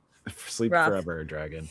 I liked the way the stones looked. I thought they were kind of cool, but the stone design was solid cool. stone design. Yeah. He was so young. It's a beast. It was sleeping in a treasure hoard. You know how many people it killed for that treasure? I don't know. Again, there is no story. There is no story, so we have no connection to this baby dragon whatsoever. So I didn't really feel much, but like you would think I would have made friends with the dragon, and then I would have gotten all the treasures and also had a dragon friend. But then you wouldn't have got the lighter. This you is wouldn't where get the I fail. stones. Maybe you can like the bark mental them up. institution forever. Yeah, that's true. That's okay. Actually, she was technically so. She didn't get out. But this is where I fail at movies, is that if there's anything that is not human that has a face, I immediately want it to be protected because it's not its fault. Same. Yep. I'm the same way. Sure. But sure, he says. I mean, sure. Listen, you've seen my D&D character brand. He does not have problems with a lot of stuff that he does. No, that's true. Oh yeah, that's you're right. There's no connection to this dragon. We don't care. I mean, it's not like I was like, yeah, I get it. I was like, oh, that sucks. They have to kill the baby dragon. It would be fun if they had like a little moment. But then like then you were like, we weren't given any like agency to care. And also the baby didn't do naturally anything like cute. You'd think it would do. They'd be like a scene where it's like cute and they don't want to. They have some sort of pause where they're like, we don't want to kill the baby dragon because it's so cute, and then they have to kill the mom dragon, and then they can take her stones instead. Right. But no, that doesn't happen. Kill the mother, Bambi, that dragon. If it's trying to kill you, Noel immediately crying. Just like. You don't give a shit about those orcs, though, right? No, they came. They in killed like 1,000 ready orcs on the way in. Yeah. That's they were why being mean. I fail at like if a CG bird gets popped, even the the beginning of Suicide Squad or the Suicide Squad, there's a little baby bird that gets like exploded in the first scene, and it's a nothing thing. It's not even a real bird. You're like, that's gonna stick with me for the rest of my life. Like, how dare you? I can't watch this movie. I turn it off and I hate it. I get it. I understand. I was dating someone years and years and years ago, and I was playing Red Dead Redemption, the first one, and I accidentally ran over a rabbit, and she started crying. I was like, I didn't do it on purpose. She's like, why would you run over the rabbit? It's Like, the reason I couldn't fully play Left 4 Dead 2. And I had to get my partner to actually just do everything because I couldn't hold the controller and do what you need to do in that game. It's rough. Anyway, so sorry, Rails. Stones are achieved. They get the stones. Mhm. And they they like Stone Cold Steve Austin with the Stones with the beers. They're like dun dun dun dun. And the stones start foaming, and Pretty then she sick. drinks them. Yeah, no, it's kind of this whole sequence with the dragon is kind of boring. Like, there's nothing like my brain didn't even retain it really because it just like turned off, being like mindless action happening, CGI dragon versus CGI plane. I do like when they catapult the orcs at the plane. I thought that was kind of fun. Yeah, that was fun. The orcs are just screaming in orcish, and two of them get launched into the sky and land on the helicopter and then get tossed through the rotor. That's fun. That's a fun thing. One of them gets shot right in the middle of the air, and it's just like it's a fun one. It's a fun one, yeah. And then they defeat the dragon by stabbing it in the brain, and then the dream arises again into reality, or I guess not reality, but second layer world. And they've achieved victory. They have the lighter, and they're celebrating in the back room, showing off the lighter, and then they tape it in. I like that the things are all taped under the drawer. That's much more well hidden than the crappy chalkboard list. Yeah. But this is where Oscar Isaac he reveals himself to be onto them in some way. He's like, they're doing something, but I don't know what it is yet. But things are going missing. I'm gonna be watching you. And I don't know what you're up to. Always watching. Yeah. And we also then have a few moments here and there of like him talking to the psychiatrist / dancing instructor, and basically like saying like, you're training them, what are they doing? And she's like, I don't know, they're not doing anything to my knowledge. And then we also have Amber. It's Amber, right? Or is it Blondie? Blondie is the one who is like starts to have a bit Hudgens? of a mental breakdown That's about Blondie. it. Who's and the wants to go to the no, I doctor. know who Blondie is. I can't remember which one of them betrays Oh, them. it's Vanessa Blondie. Hudgens. Yeah, it's Yeah. Blondie. Also, I will be right back. Just a heads up. Okay. Bye. So yeah, Two of us. and she's approached by Oscar Isaac and some orderlies, and you can tell Yes. that there's some pressure being put upon her. She's going to tell Carla, Gugino, and then everyone else shows up. Yes, And then it cuts away. and then it cuts away before we see what she says, but it's pretty heavily implied that she's basically giving them up. She's cho-changing them. I didn't know that was a saying. It is not. In fact, strike it for the record. It was never said. Okay. Clipped, on blast, Get it out. Jumbotron forever. Get it out. We don't talk about Roland's works over here. In the fifth movie, she betrays them. Not in the book, but in the fifth movie, she does. She accidentally tells them, but then it was with her secret serum or whatever. Anyway, no. You know what? Shut up, Noel. Okay, go on. I was just more referring to Harry Potter in general. I don't Mr. on Blast. What does that mean? Anyway, Like a it's fine. biscuit? We then are going into the final moments of our planning of stealing all of our items, and there's two items left: the key and the knife. And the next one on the list is the knife. So they need to go into the kitchen and distract. They strike it off before they get the knife. That's very Yes. important. It is. It's very, very important to the entire structure of the film that they cross it out first. And I fed and changed him. Dad mode. Nice. Yay, Jason. Good work. Parenting. Good work. So yeah, Sweet Pea is grief stricken, and this is later. We are getting the knife. Let's go to the knife. So the third heist is, I think this one is also kind of just as boring. I think it's more interesting because there's a train in it, and I don't remember which one this one is. it's like the robots. Oh, it's the space one where we have Jupiter in the background. Saturn. Say space train. Right. Because it's got the rings. It's got the rings. It's more Space interesting. train. Yeah. It's a space train with robots, and they have to make their way through the train. And it's like the guy again. You have to get the bomb and deactivate it before it gets to the end of the line. Steal it. Yeah, it's called Project or code name Kitchen Knife or whatever. But yeah, it's like they have to attach the bomb to the helicopter because it's going to a city to destroy it or something. Again, the little miniature vignettes in this movie have more story going on than the actual movie at some points. You're like, why do we need to know all this information? We know this is a dream and it's going to be over soon. We don't need all this exposition. We really didn't. But it really feels like video game mission briefing kind of thing. Like, all right, Solid Snake, this is what you need to do. Video game mission briefing. It feels like Zack Snyder was playing a lot of video games when he was writing this movie. It's so funny. I could just imagine him being there playing video games and be like, I have this idea. But any viewers of this show know that like the movie automatically gets bonus points in it if there's a train, because I love trains. But then I've got a movie for you. It's okay. called Stop That Train. It's about trains. Okay, got it.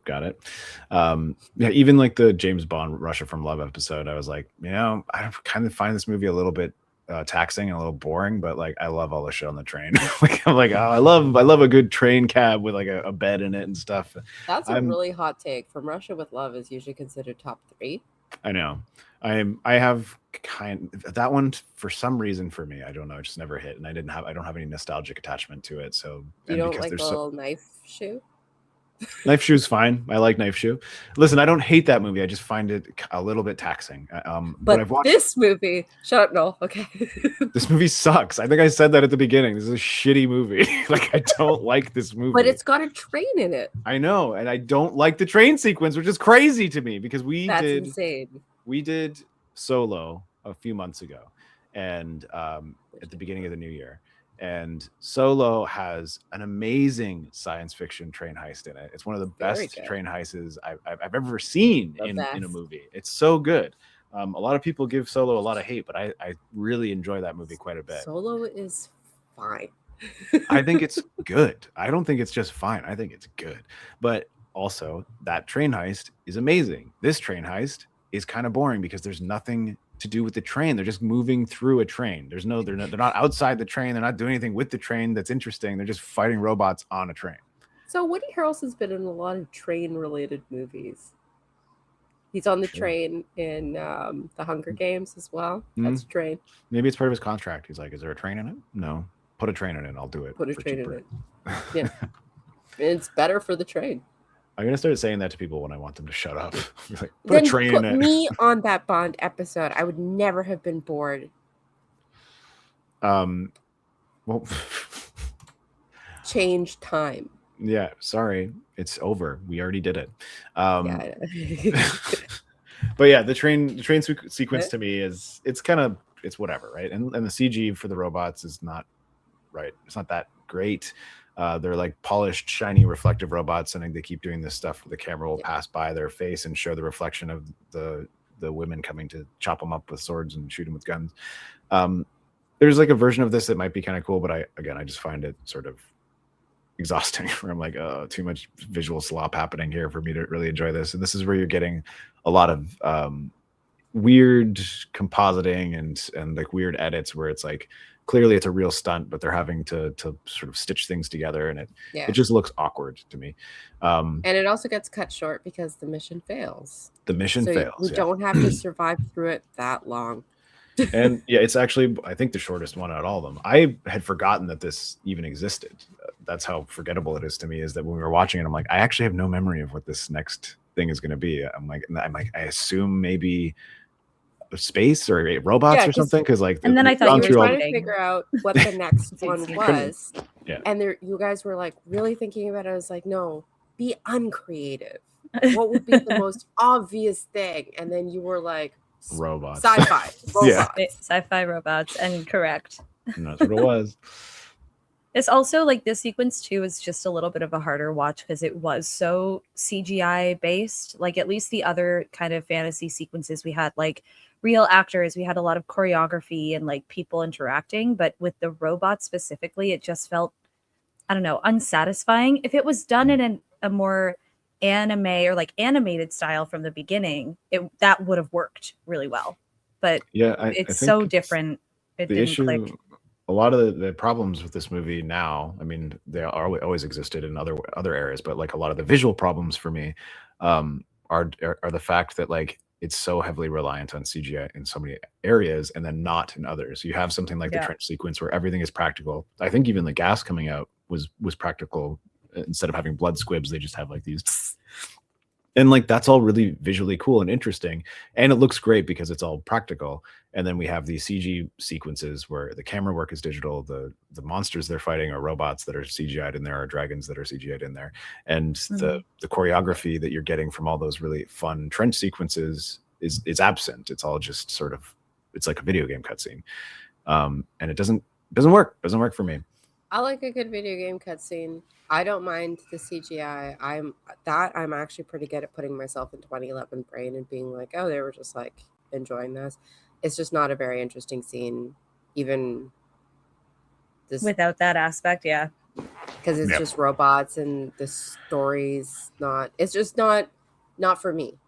I like the fantasy one. I like the other stuff better. I find that more appealing visually, etc. This was kind of boring. Right. Yes, they're fighting a bunch of iRobots and it sucks. But one thing they did that was kind of cool that they haven't done in any of the other sequences is that we're cutting back and forth between layer 2 of the dream sequence and this, because things that are happening in the real world or the real world are affecting what's happening on the mission that they're on.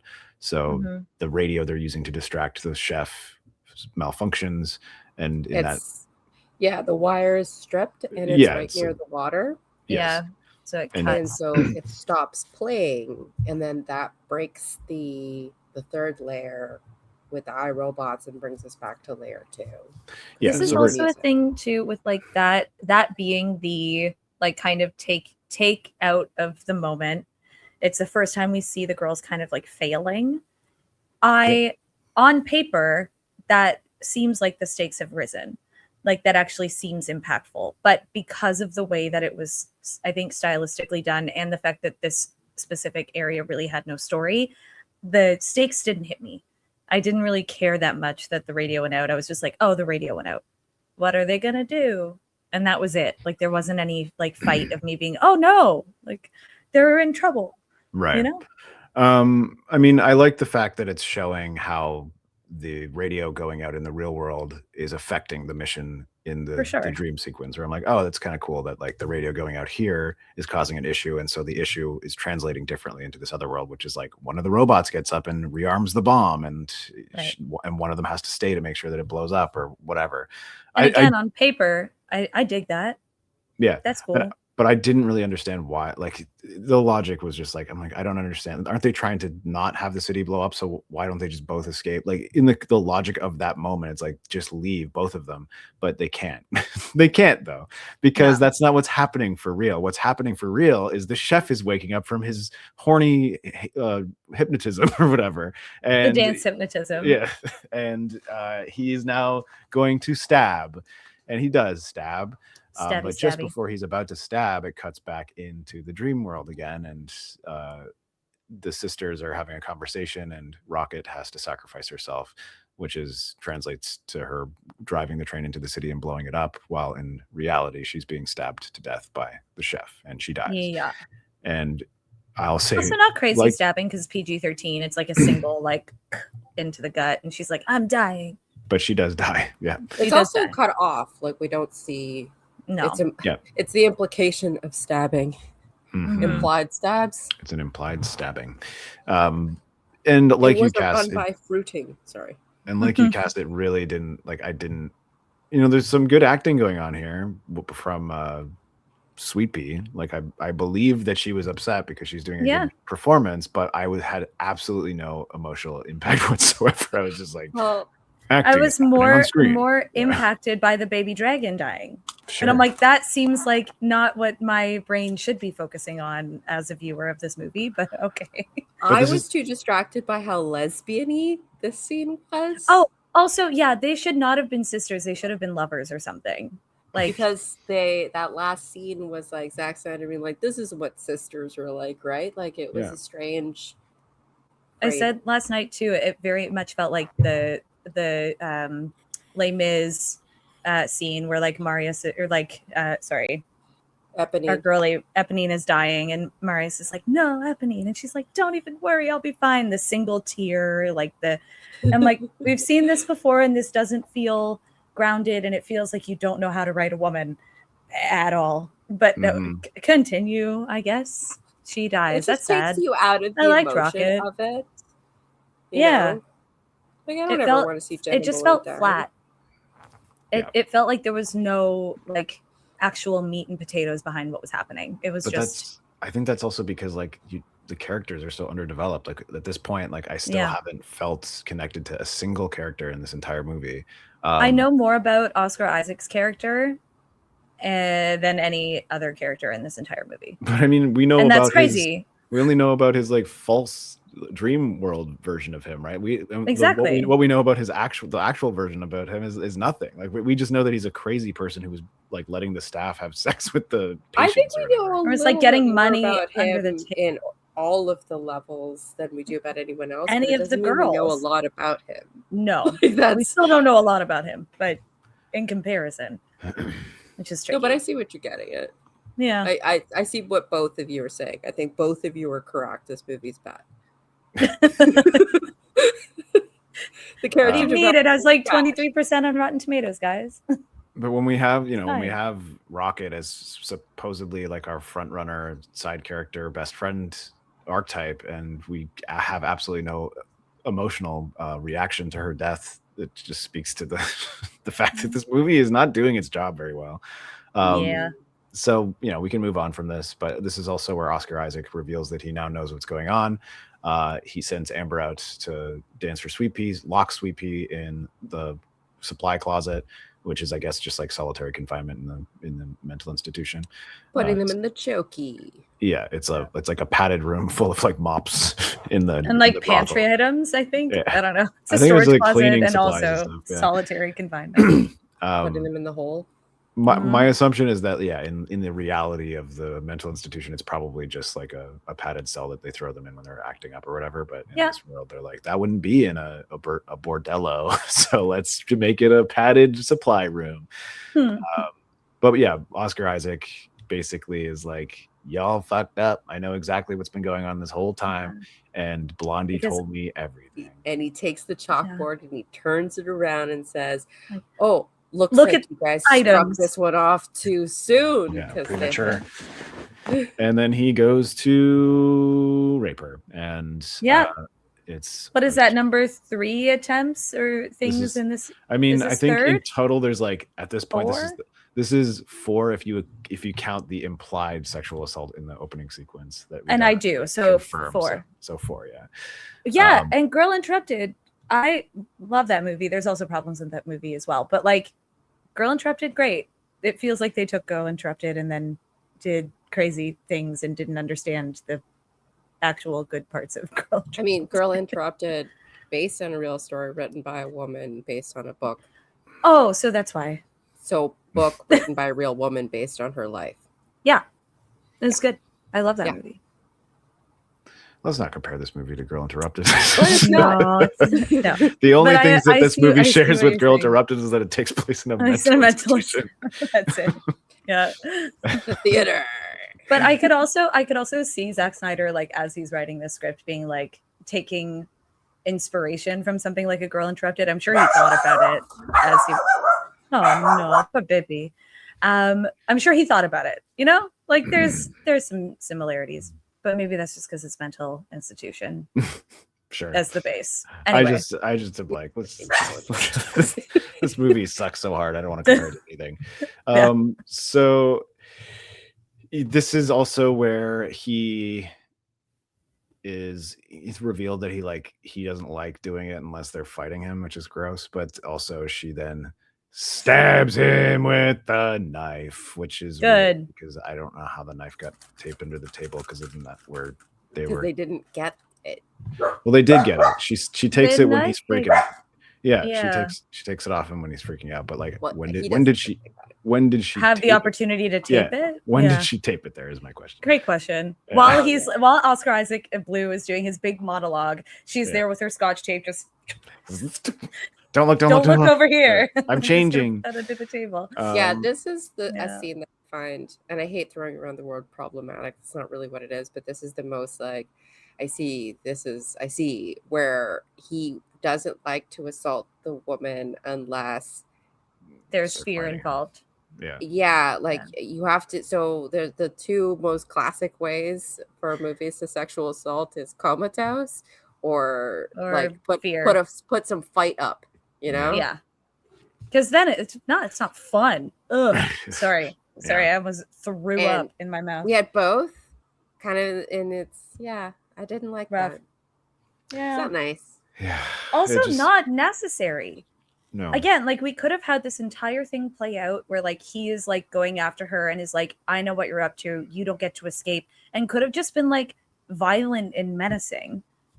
And that would have done the exact same thing. But even when he's doing that, it's implied like they did that in the opening sequence, and it still felt like a rape sequence because of the way it was shot. So you know that he would still somehow make it feel like a rape sequence, even if he didn't have. Like it doesn't have to. And he likes there's already other things that are terrifying. He likes to use these things as motivation for the characters, or like as stakes, as impact, or whatever. But they don't have that anymore. Even like if I'm gonna take away the sheen of like you really just shouldn't do this in movies, it's stupid and it's patriarchy and all of that, let's remove that for a second, because that's a given. And just from a story perspective, it's not helping your story anymore. No, and it feels lazy. It feels like a crutch, and it feels like a bad crutch to have. Yeah, and he uses it a lot, in not just in this movie, but in many of his movies. Like I remember being like, "Oh, Zack Snyder's making a science fiction epic, interesting, so I'll check it out." And Rebel Moon, I watched the first one, and I was like, "Are you seriously putting a rape sequence in your Star Wars movie?" It's like, come on, Zack. Apparently. Why is it needed? It's like, well, how will we know that the girl is tough if she doesn't almost get raped? And I'm like, you know, maybe again, do something tough that isn't about getting raped. But and it makes me think, like, have you ever met a woman? I know you have. So I'm like very confused. You have like as to why you don't understand. Yeah. Like Christian Science was started by a woman. Yeah. Crazy. I can't imagine Christian Science is respectful towards women, but who knows? I could be wrong. I'll do a deep dive later because now I'm curious. But that's me. It's not disrespectful, and some of the leaders. You know what? That's a different conversation. Yeah, let's not talk about this. And rails. Just read The Secret Garden. That's basically all you need to know. Oscar Isaac gets stabbed, and then she takes the key and she goes and rescues Sweet Pea from the closet and burns the closet to start a distraction so they can escape. They escape into the a woman co-wrote this, according to Jason. So Steve Shibuya is a woman because it was written by Zack Snyder. And that's a screenplay. I think Jason might be looking at the fact that it's produced by Deborah, who's Zack's wife. Yeah, but the screenplay is a Steve. I'm gonna look. So that's literally the only thing that he's done. Oh, really? Yeah, I tried to click on his name, and it's like American screenwriter, co-wrote screenplay for Sucker Punch. But yeah, and that's it. I believe such a good job. I believe Zack Snyder's wife produces most of his movies with him. They're a team, and he sticks his son into everything. He's in this movie. He's one of the boy soldiers in the World War I. A couple times. Also, the boy on the bus at the end too. Oh yeah, he's back at the end, which is close to where we are now because they escape the prison, and even when he's not here. Oh, sorry. Whoops. Love you, Jason. Yeah, they escape. They're in the front, but there's a bunch of. I guess it's. Who are these men? Why are they there? I can't remember. Is it big? I think it's just like they're security people. It's like they're with a high roller, or they just. I guess in the context of the movie, they're probably more orderlies, but I'm like, but yeah, was the high roller still there? I don't. Wait, did we talk about the high roller scene itself? Yeah, or are we getting there? Oh, sorry, the high roller is John Hamm, right? So they might be John Hamm. It's after this.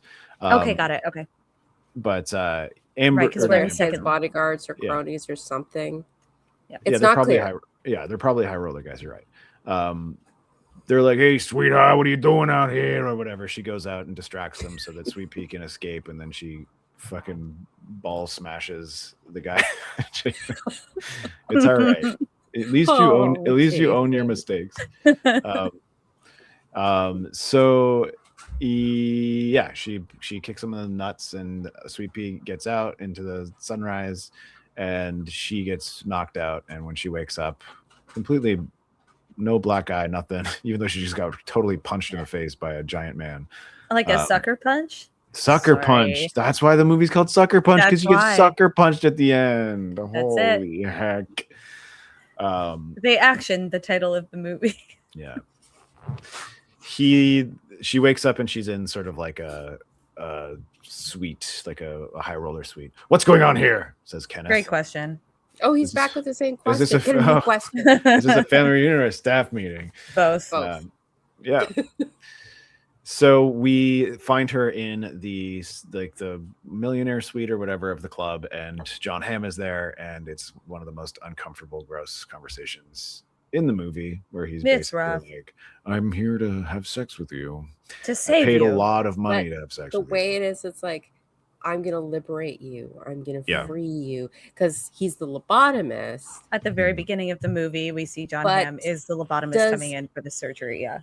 Does old Z Snides realize that Z Snides realize that when you have the lobotomist coming in as the high roller guy who's paid to prostitute do the thing, and it's like, I'm freeing you, you're really doing something very strange there. Yeah, it doesn't really, feel very really liberating. Uncomfortable. And this is the thing too, where I would love to get more into what his brain was actually thinking when he was writing this, because I can't genuinely tell if it is like a naivete kind of bliss, Z Snides, of him being like, oh no, wait, like I am saving the princess, and like this is like a good thing, but also dark. Like if there was a bittersweet moment for him as he was writing it, or if it was intended to be as creepy and gross as it actually came out. I don't know. I hope that it's the second one. I hope that it's on purpose. Grace, I can't help it. Grace. I try. It's rough, man. I think he was just like, his penis is the lobotomy tool. Yeah. And so that's why she wants to get lobotomized. She has the look of like, please lobotomize me. And so in her mind, it's pleasurable because it's lobotomizing her.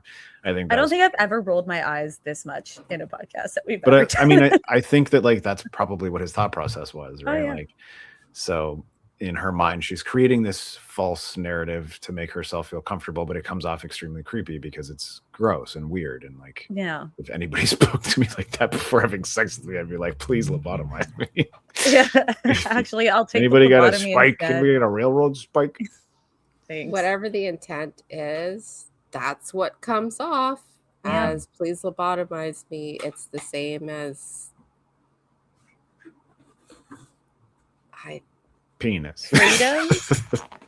I have liberation, I have freedom nothing, from this nightmare. I have nothing for this one.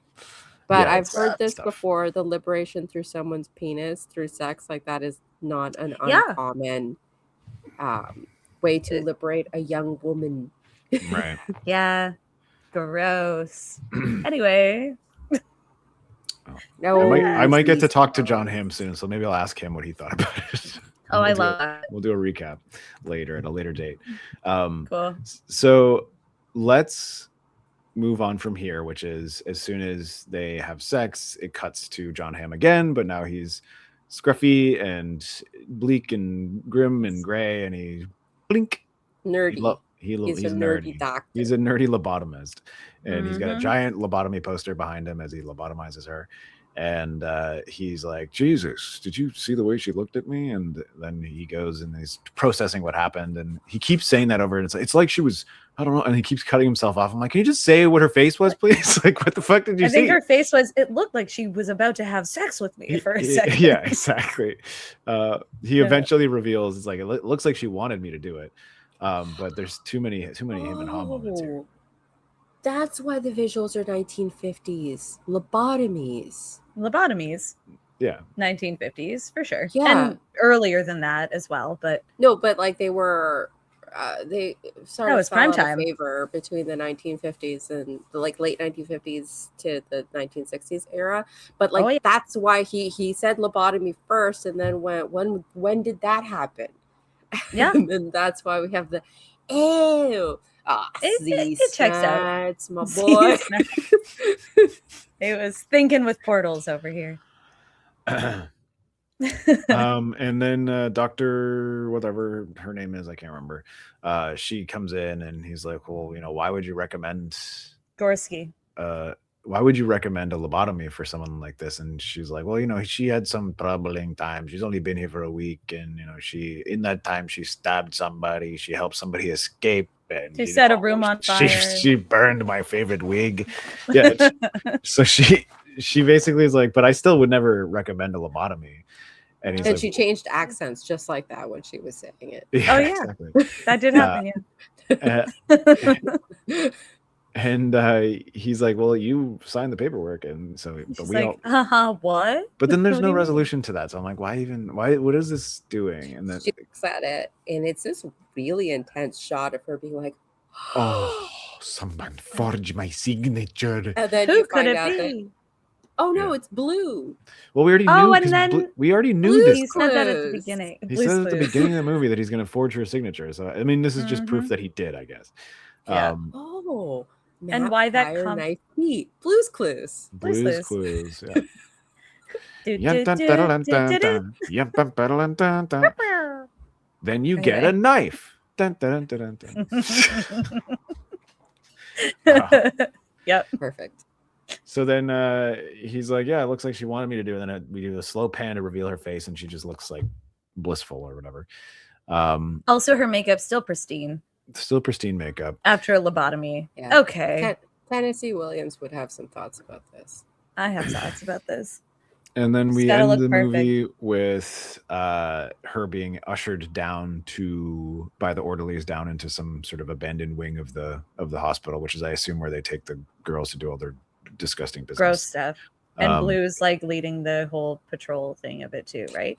After you And like they're see like- that he's got like the stab wound, and he's like, oh, she's not herself. She's not. Yeah, and like all the orders are like, we're not going to do Yeah. this anymore. We're not hurting these girls anymore. And he's like, please. You don't wanna do this Please. to these girls. But for Close some the reason, door, they just like please. they drop it like immediately. I'm like, okay, so you're gonna why are you guys intimidated by this severely injured man? Like, you could, the two of you are like 3 feet taller than Oscar Isaac. You guys could body slam him so easily. Well, to be fair, to like go ahead of time for a second and then go back, they do bring him to the room and close the door, but then also clearly those guards do go and alert other people, because other people do come in and say, Yeah. what the heck Police. are you doing? I assume that Gorski called the police after she yeah, realized that's that. what I Yeah. assumed too, which is why we got Mhm. it. But it could be either because it's unclear, because that's what this movie is. Clarity. Are we getting to the point where they're That's strangling her yet? crazy.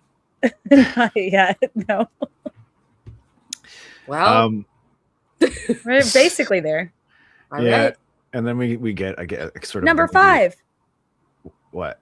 Number Fi- 5. no, the 5th sexual assault. Yeah, Yeah. I was gonna In say one we get movie. we get a reiteration of his weird pervy attitudes about how he only likes to, you know, assault women when they fight back or whatever. And now that she's a vegetable, he's like, no, I miss the old version of you, which is, I guess, like, I don't know, he like grew attached to her in 5 days, because he's the one that like forged the paperwork, did all this nasty stuff for her father or whatever.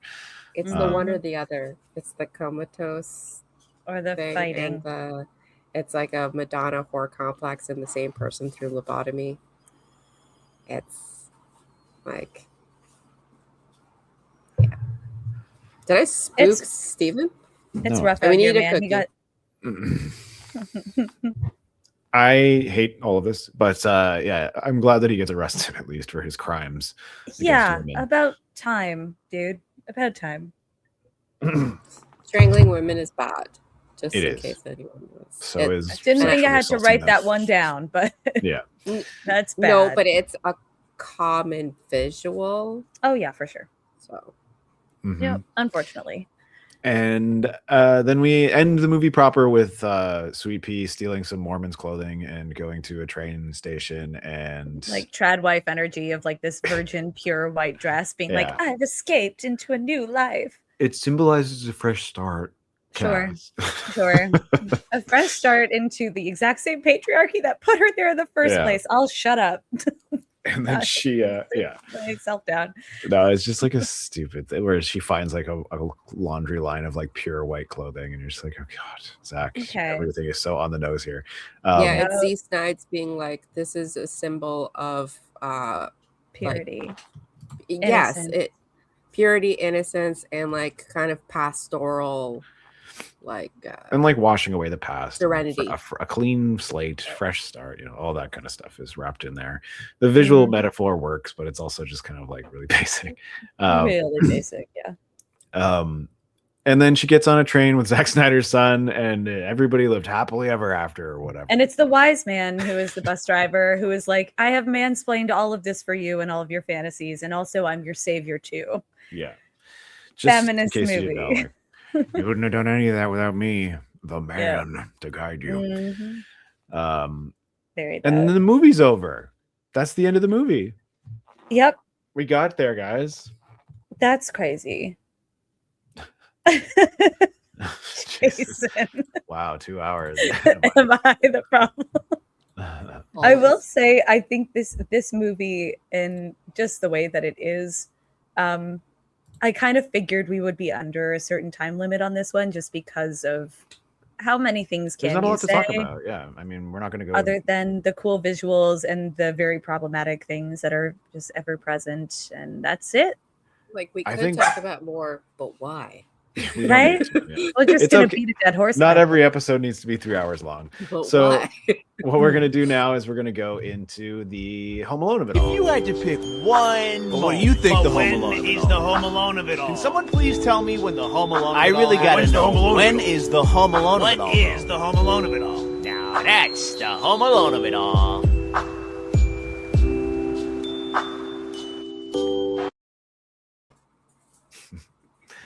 All right, so this is the part of the show. Barked through that whole thing, so that worked really well. Your dog hates Christmas. So this is where we give our brief, or not our brief histories, our Home Alone of it all. Which, of course, for any new listeners, the Home Alone of it all is where we take one specific moment of the movie that is important to us, impactful to us, or more or less what we believe the movie is represented by the best. In the movie Home Alone, there is, of course, the moment where Kevin McAllister puts down the plans to protect his home from the wet bandits. And then me and Jason have decided that more or less most movies have a moment similar to this in them somewhere. And that moment is not always the same for everyone. So what I'm going to get you guys to do now is give me your Home Alones of it alls, some final thoughts on the movie, and a rating if you'd like. Cass, why don't we start with you? Okay, I'm thinking. I probably should have thought about this earlier, and I did not. Unlike the last time that I was on the podcast when we were doing Tucker and Dale versus Evil, which is an incredible movie, and I was like, I have so many opinions about what I could do for a Home Alone of it all. This one, I don't really know. The first one that kind of came to mind for me was the music moment with Oscar Isaac and, oh my gosh, what's her name? Our beautiful doctor lady. Something. Can't remember off the top of my head. Anyway, where they are basically doing this kind of like Moulin Rouge aspected, like sung performance for like kind of our second tier level of Inception. And the reason I'm picking that is because I think that was the first real moment in the movie where I was trying to take it really seriously up until that point, because I will do that when I watch films with you guys or with anybody. And that was the moment I was like, oh, this is chaos. Okay, well, I'm just strapped in and I'm ready to see whatever else is about to happen to me. And it's going to be a lot. Overall thoughts about this movie. It's honestly, Noel, I am happy that you picked this one for Feminist Movie Masterpiece Month for your reasonings of, this has been marketed as this feminist kind of cool ladies doing cool stuff thing. And it very much isn't. it was a fun watch because I was with you guys. But other than that, other than the like kind of cool visuals we got in some of the fantasy moments, it's not something I would recommend unless you just want to watch it to see that it exists. It's a film, I think. Is my final thoughts. My rating, I don't know. I'm gonna rate it a map, a knife, a fire, and a key. All right. That's my rating.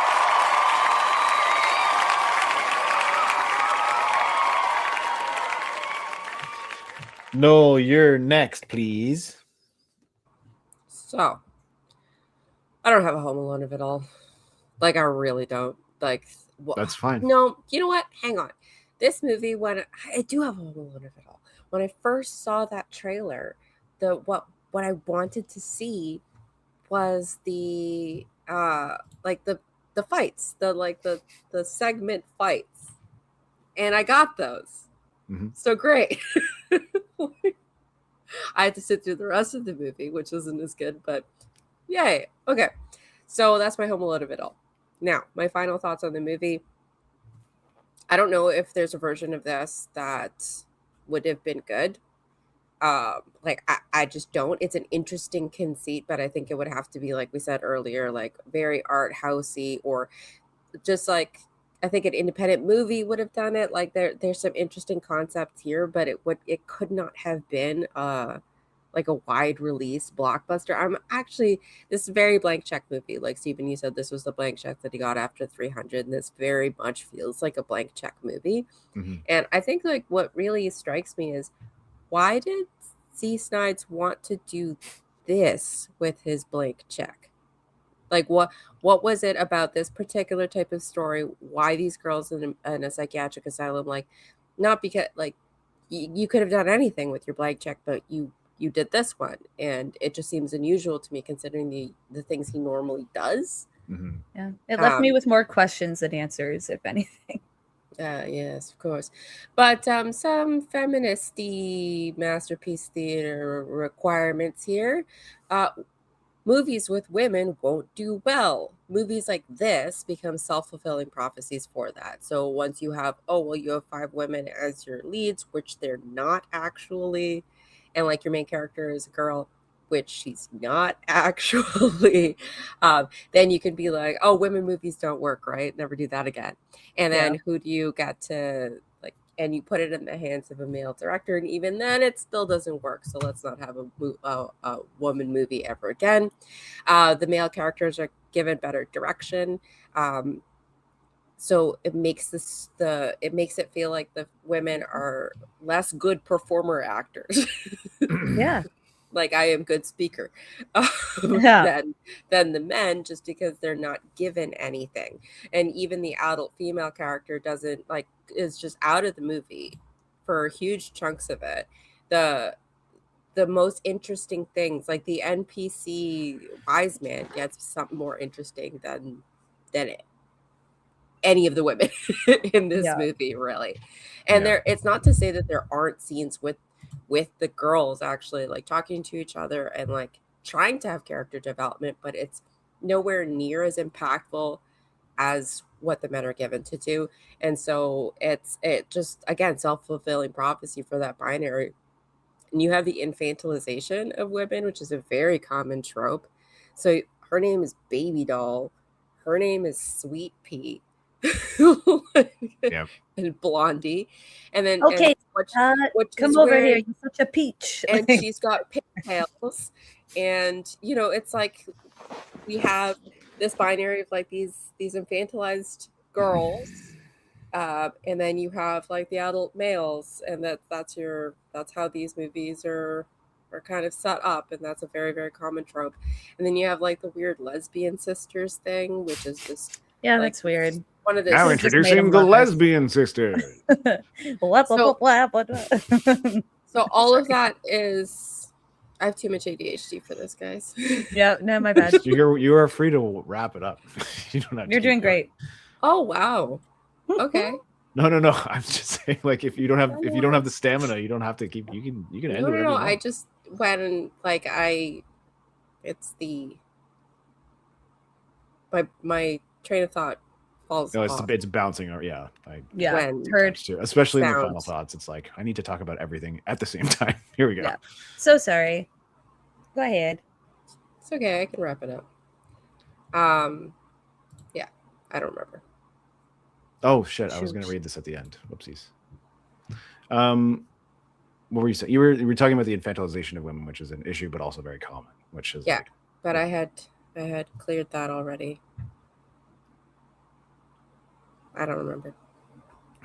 All right. I mean, obviously, if you have more, you keep going if you want. Yeah. Or jump in later. Yeah. If you think of it again, you can come back to it. I'll read Jason's, and if you remember, do you have a rating? Yeah, I will give this movie one dead baby dragon and a fire pit with a mama and a baby dragon. Okay. Where's my clap? It's too hard to read.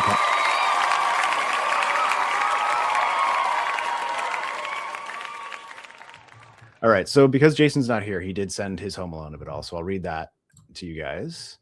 My Home Alone of it all is basically, it's a fun time if you subtract all the issues. I gave it a 3 because it's still a Final Fantasy adjacent thing, and that's cool to me. He said that his rating is, I give this movie the light from a wound versus fire from a wound. Okay. No gas, no steam. Wow, Jason. I mean, this movie had a lot of steam, but it was mostly just hot air, not a lot of moisture in there. Oh, nice. I don't need a mister when I got my sister. That's crazy. I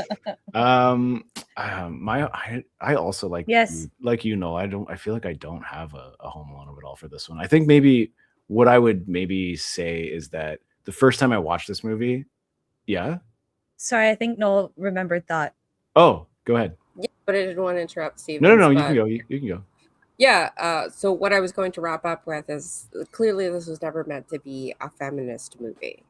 Like, this is just, I think it's unusual sometimes for a male director of this kind of caliber to take on a project like this, but that by no means means that this was ever intended to be anything other than what it is. So viewing it through an intersectional feminist lens is pretty useless. Because there's not enough movie, there's not enough anything. Even if you're like forcing yourself to try and see it, it's like it's so void of it that it's futile. And you're like squinting at the screen, being like, I can't find it. There's no feminism here. Exactly. The final thing that I would say about this movie is that I just don't want this movie to be a movie. You want it to be a video game. I want it to music videos, or I want it to be a music video. But I think the movie in its existence, I wouldn't say is harmful to the genre, but it's not. There's no need for this. If this is how you want to do a movie with a bunch of like girls in it, just don't do this. Just don't. Yeah, I think what you said earlier is also pretty poignant, which is like they can point at this and use it as an excuse to not do it again, which really sucks. So it's actually unfortunate. Its existence is more detrimental to like feminist movies than its existence would be to benefit it, you know?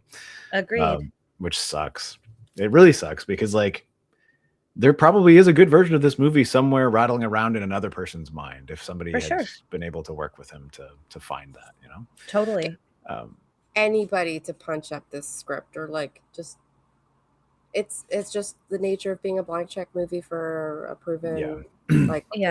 Like that's I was kind of like while you were talking, I was poking around a little bit to be like what, like you're right, what was he thinking when, like, why did he want to make this his blank check movie? And he said he wanted to make an Alice in Wonderland movie, but he wanted it to be like Alice in Wonderland with machine guns, which I guess it kind of is, but okay, you did that, I guess. It's lacking a lot of whimsy. With machine guns would have been pretty cool. Yeah, but just do exactly that. Yeah. Also, I'm such like Alice in Wonderland is like my staple story that I love more than anything. Like it is in like everything that I do. I have like a bunch of like the books. It's all over my house as Alice. This feels like a rude moment. Grave and the Bullrope Grove, so we're all a bimsy. Yeah. Okay. Yeah. But I just feel like this is like a bit of a slap in the face to an Alice in Wonderland story than anything. And that sucks because it could be cool on paper if there was more editing, if we had a lot less really violent things that had no reason to be in the script in the first place. We could have had something cooking here. But here we are. Sorry, right. Stephen, go ahead. Yeah, let me go into my my final stuff as well. So what was I saying?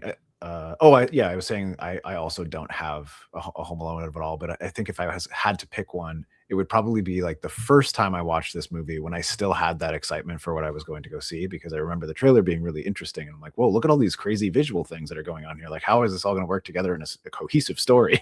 The answer is there isn't a cohesive story, and all of it is just weird hallucinations, which is fine. But when I was going into the movie, I had the excitement, and the opening sequence is quite beautifully shot, and the music is really terrific, and everything happening within it is like setting up something interesting to me.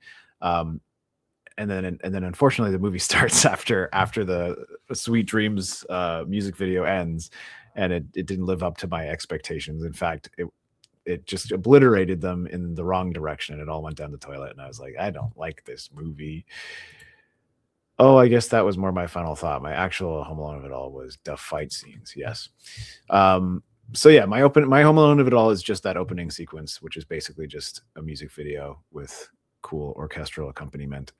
Final thoughts. A lot of it is just going to be echoing what you were saying, Noel, because you covered most of what I was thinking as well. But I think if I just have to go down to like boil it to the basics, it's, I think there are some movies in Zack Snyder's filmography that I enjoy, but there are more that I don't enjoy than I do. I particularly liked his early stuff. Dawn of the Dead still works as a movie for me, and it doesn't have too much problematic stuff going on in it. And it's also visually different from most of his other movies because he hadn't really sort of forged that visual identity yet, which he now completely sticks to and adheres to in everything. I also kind of like Ga'Hoole. I don't know if you guys like the Owls of Ga'Hoole, but I kind of like that movie. I still kind of like Watchmen and 300. Like, yeah, I like 300. What they are.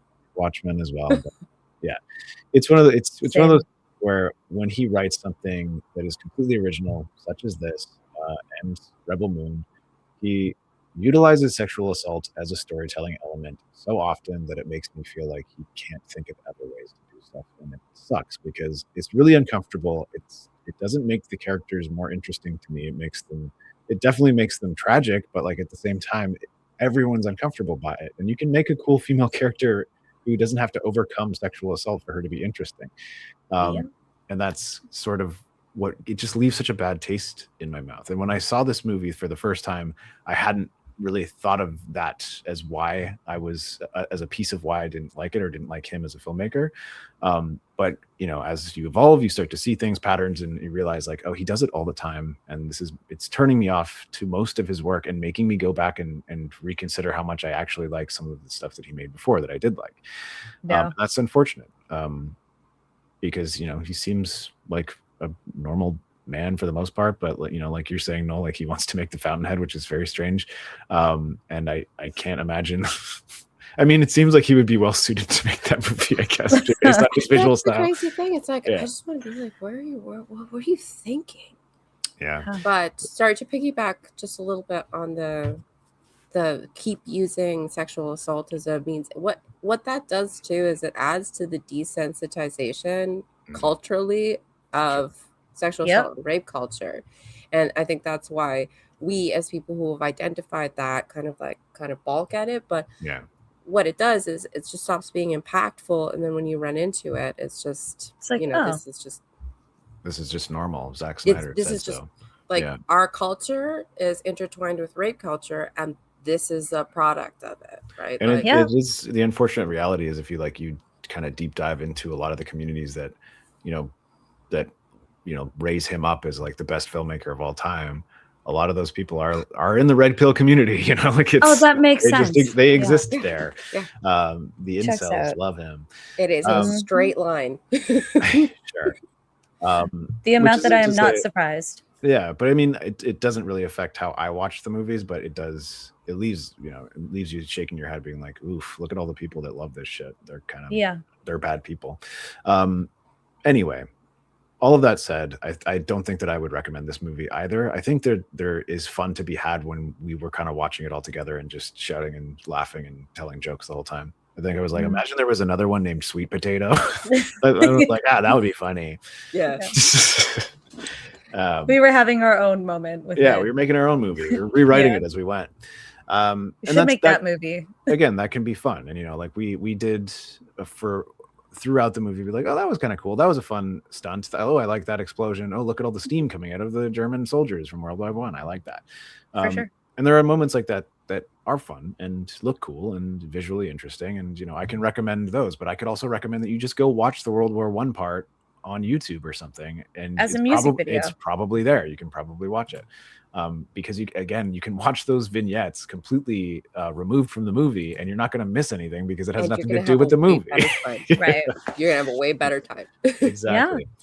Like the way to watch this movie, I think, would be to rent out like a review theater for like a birthday and just like have all your friends there, like a rowdy screening, put it on, just make the music loud and just do a mixer while it's like just have have a bartender at the front of the theater also like making drinks for everybody. Maybe get a whole thing of vodka like Jason had to watch it the first time.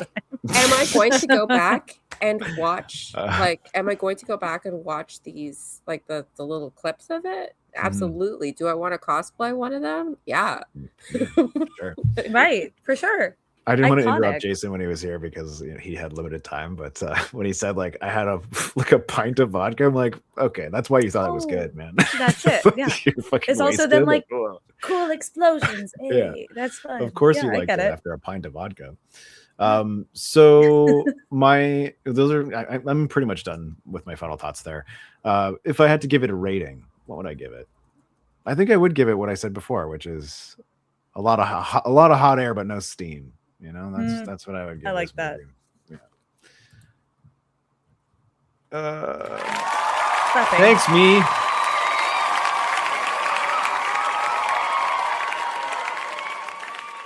That's Jason agreeing with me, saying that the reason he liked it because he had too much vodka in his bloodstream. That is definitely agreeing. And he also said that our commentary track would have been great. I agree. I agree. Can I get a boner alert, please? I need a pick me up. I need a pick me up. Boner alert. All right. It's like that's a palate cleanser. We've come to the end of the movie. And of course, this is the part of the show where we do our plugs. All right, let me just plug this in right here and...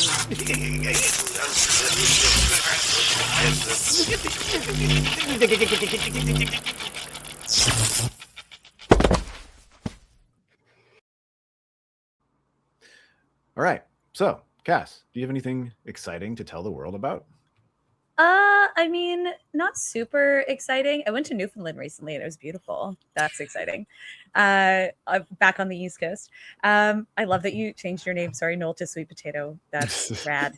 I just noticed that. Other than that, I've been doing some voicey stuff for an audio thing that will exist in the future. Keep you posted on that. But other than that, I'm just vibing, enjoying the summer, and I hope y'all are too. Cool. That's it. Thank you. Noel, do you have anything you'd like to tell the listeners about? Yeah, if you didn't mind listening to my slop and my ADHD brain ADHDing out and all my nonsense, there's a playlist because I've been on the show 1 million times. 1 million. And if you guys watch my stuff, they'll have me on again because then and if you guys don't watch my stuff, I'll make them have me on again anyway. So you may as well just watch my stuff. I think people watch your stuff. Okay. I love Jason, Cass, Steven. You're all absolutely the best. This show is amazing. It's the best podcast out there. I promise. No, but it is amazing. make sure you like, subscribe, watch, put it on in the background, get these likes up there. It's on so many different platforms. So go tell your friends about how amazing Hey Did You See This One is. All right, thank you. And Jason wants to plug that Super Kicked has a show on July 31st at the Great Hall in Toronto, where he will be good for me to know. Where he will be announcing. He is the announcer for Super Kicked, so he gets to go on into the ring and use his man voice to yell about all the wrestlers coming in. It's fun. I've been many times. It's very fun. It's so fun. It is. Oh, it's so fun. And of course, we do have merch. If you guys are interested in buying a shirt with our logo on it, we have that available. We also have some illustrations that are done by me that are all based on weird, funny things that we've said during our episodes, like this, Corporal Tunnel Syndrome. He's a James Bond villain. And this, the Howie Mandela Effect, coined, I believe, by Michael Mongiardi, friend and guest of the show. And we've got the Grimoire of Familiar Killers, which is a theme that we do twice a year, where we talk about all of our favorite horror movie monster men, and you can get them all on a shirt together. Whee! And then we also have the Eldritch Millennial, my favorite, which all of us, which me and Noel are. I think Cassie are not quite an Eldritch Millennial, but I am a millennial. Yeah, but I'm just not eldritch enough yet. We should draw a little squid, like a little squid next to him. That can be the younger millennial. Oh, I like that. Like a little Navi. Like, hey, listen. Yeah. And then we've got Kill-Aid, which is a fun Kool-Aid man bursting through a wall dressed as Jason Voorhees. And then we've got Twinkerbell, coined during the Hook episode. And also Chef's Fingers, courtesy of Cass. Yes. And coming soon, we got Jimmy C and Z Snuds. Snuds. And then last week we had what was it? Footnote fetishist or whatever. Oh my god, yeah, footnote fetishist. I'm trying to come up with. There was also the indoor pasta parade. Oh yeah, indoor Luigi's indoor pasta parade, or Waluigi's indoor pasta parade. Oh, I like that. Any idea what Waluigi's indoor pasta parade would be? Oh, please comment. Please put it in the comments. And also, a friend of the show, WorldMind, is telling us to check out the newest episode of Trivial Debates. It's Babylon 5 themed, which that should be pretty fun. We're also in talks of doing another one in the future, which I will be hosting, which I guess I can plug that as well. I'd also like to plug my brain went inside out for a moment. Like me. Like you. I also have ADHD. I think we all do. Same no. Yeah. Oh, no. In the same room? Yeah, this is too much. Yeah. I am the voice of Darth Theorist, as well as the Three-Eyed Theorist and the Half-Blood Theorist, where I do all the narration as well as all the character voices. It's a creative writing YouTube channel, or brand of YouTube channels, in which we tell stories within those universes with slight differences. So what if this event happened? How would it change the outcome of the story? And we've got lots of fun people on our writing teams, and they're all very talented and cool. So go watch their episodes and like and subscribe and all that stuff. And then I'm also working with the Sonar Network on a bunch of stuff right now, but I'd like to talk about Stanland, which is a fun fantasy themed comedy podcast, as well as Randy, which I did some edits for, and I added some additional voices in after it had been on the shelf for like about a decade. And then we're working on another project right now, which I'm not sure if I'm supposed to say the name of, but it'll be coming soon. But yeah, Cass is in it, I'm in it, and Jason's also in it. I'm not in it. Noel's not in it, but so you don't like my slop. Good news. I don't know. Solid name change as well. So we we'll talk more about that once we get closer, but I have a meeting tomorrow, so I'll ask if I can start talking about it a little more, maybe start to give people a little taste of what it's going to be about, because it's pretty funny. And then I want to also once again plug Trivial Debates, because I will be on that episode in the future, which is going to be Star Wars themed. I will be doing Star Wars, so I get to come up with all the questions and then watch people fight, and then I get to judge them harshly, which will be very fun for me. With your Star Wars brain, we know that's going to be a good one. Yeah, we're also trying to get some pretty interesting guests for that episode. WorldMind's working his magic to try to get some pretty cool people on. It'll be very interesting if we can get the people. Cool. But yeah, we'll talk more about that the closer it comes. other than that, I think I just plugged everything. Nice. I think I plugged it all. I think I got it. Oh, Plugged it all in. Yeah. The power bar is full. Which, you know what that means, guys? It means we've come to the end. And that means we all have to ask a very important question. And I would like the both of you at the exact same time to ask that question to everybody out there. yes. You ready? Are you going to count us down? 3, No, 2, 1. Hey, did you see this one?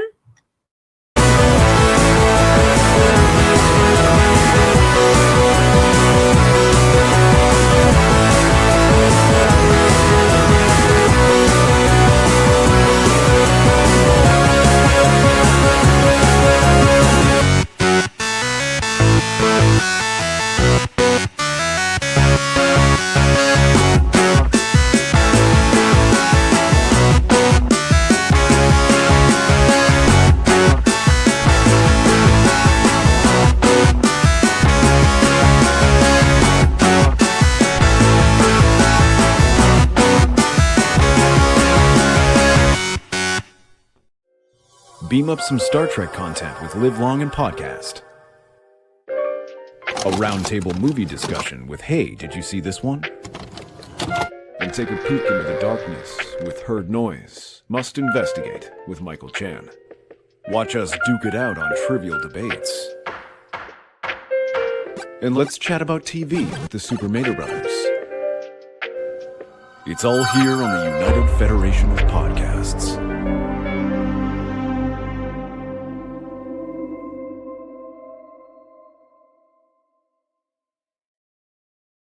This table is not round. I That is also false advertising.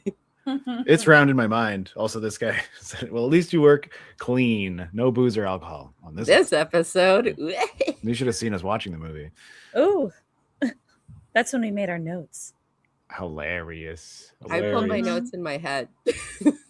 I accidentally played the UFP before this, so maybe I'll just play it again. You're just listen, Steven, you're crushing it. No vaping, no drugs. That's what you think. Beam up some Star Trek content with Live Long and Podcast. A roundtable movie discussion with Hey, did you see this one? And take a peek into the darkness with Heard Noise, Must Investigate with Michael Chan. Watch us duke it out on trivial debates. And let's chat about TV with the Super Mater Brothers. It's all here on the United Federation of Podcasts.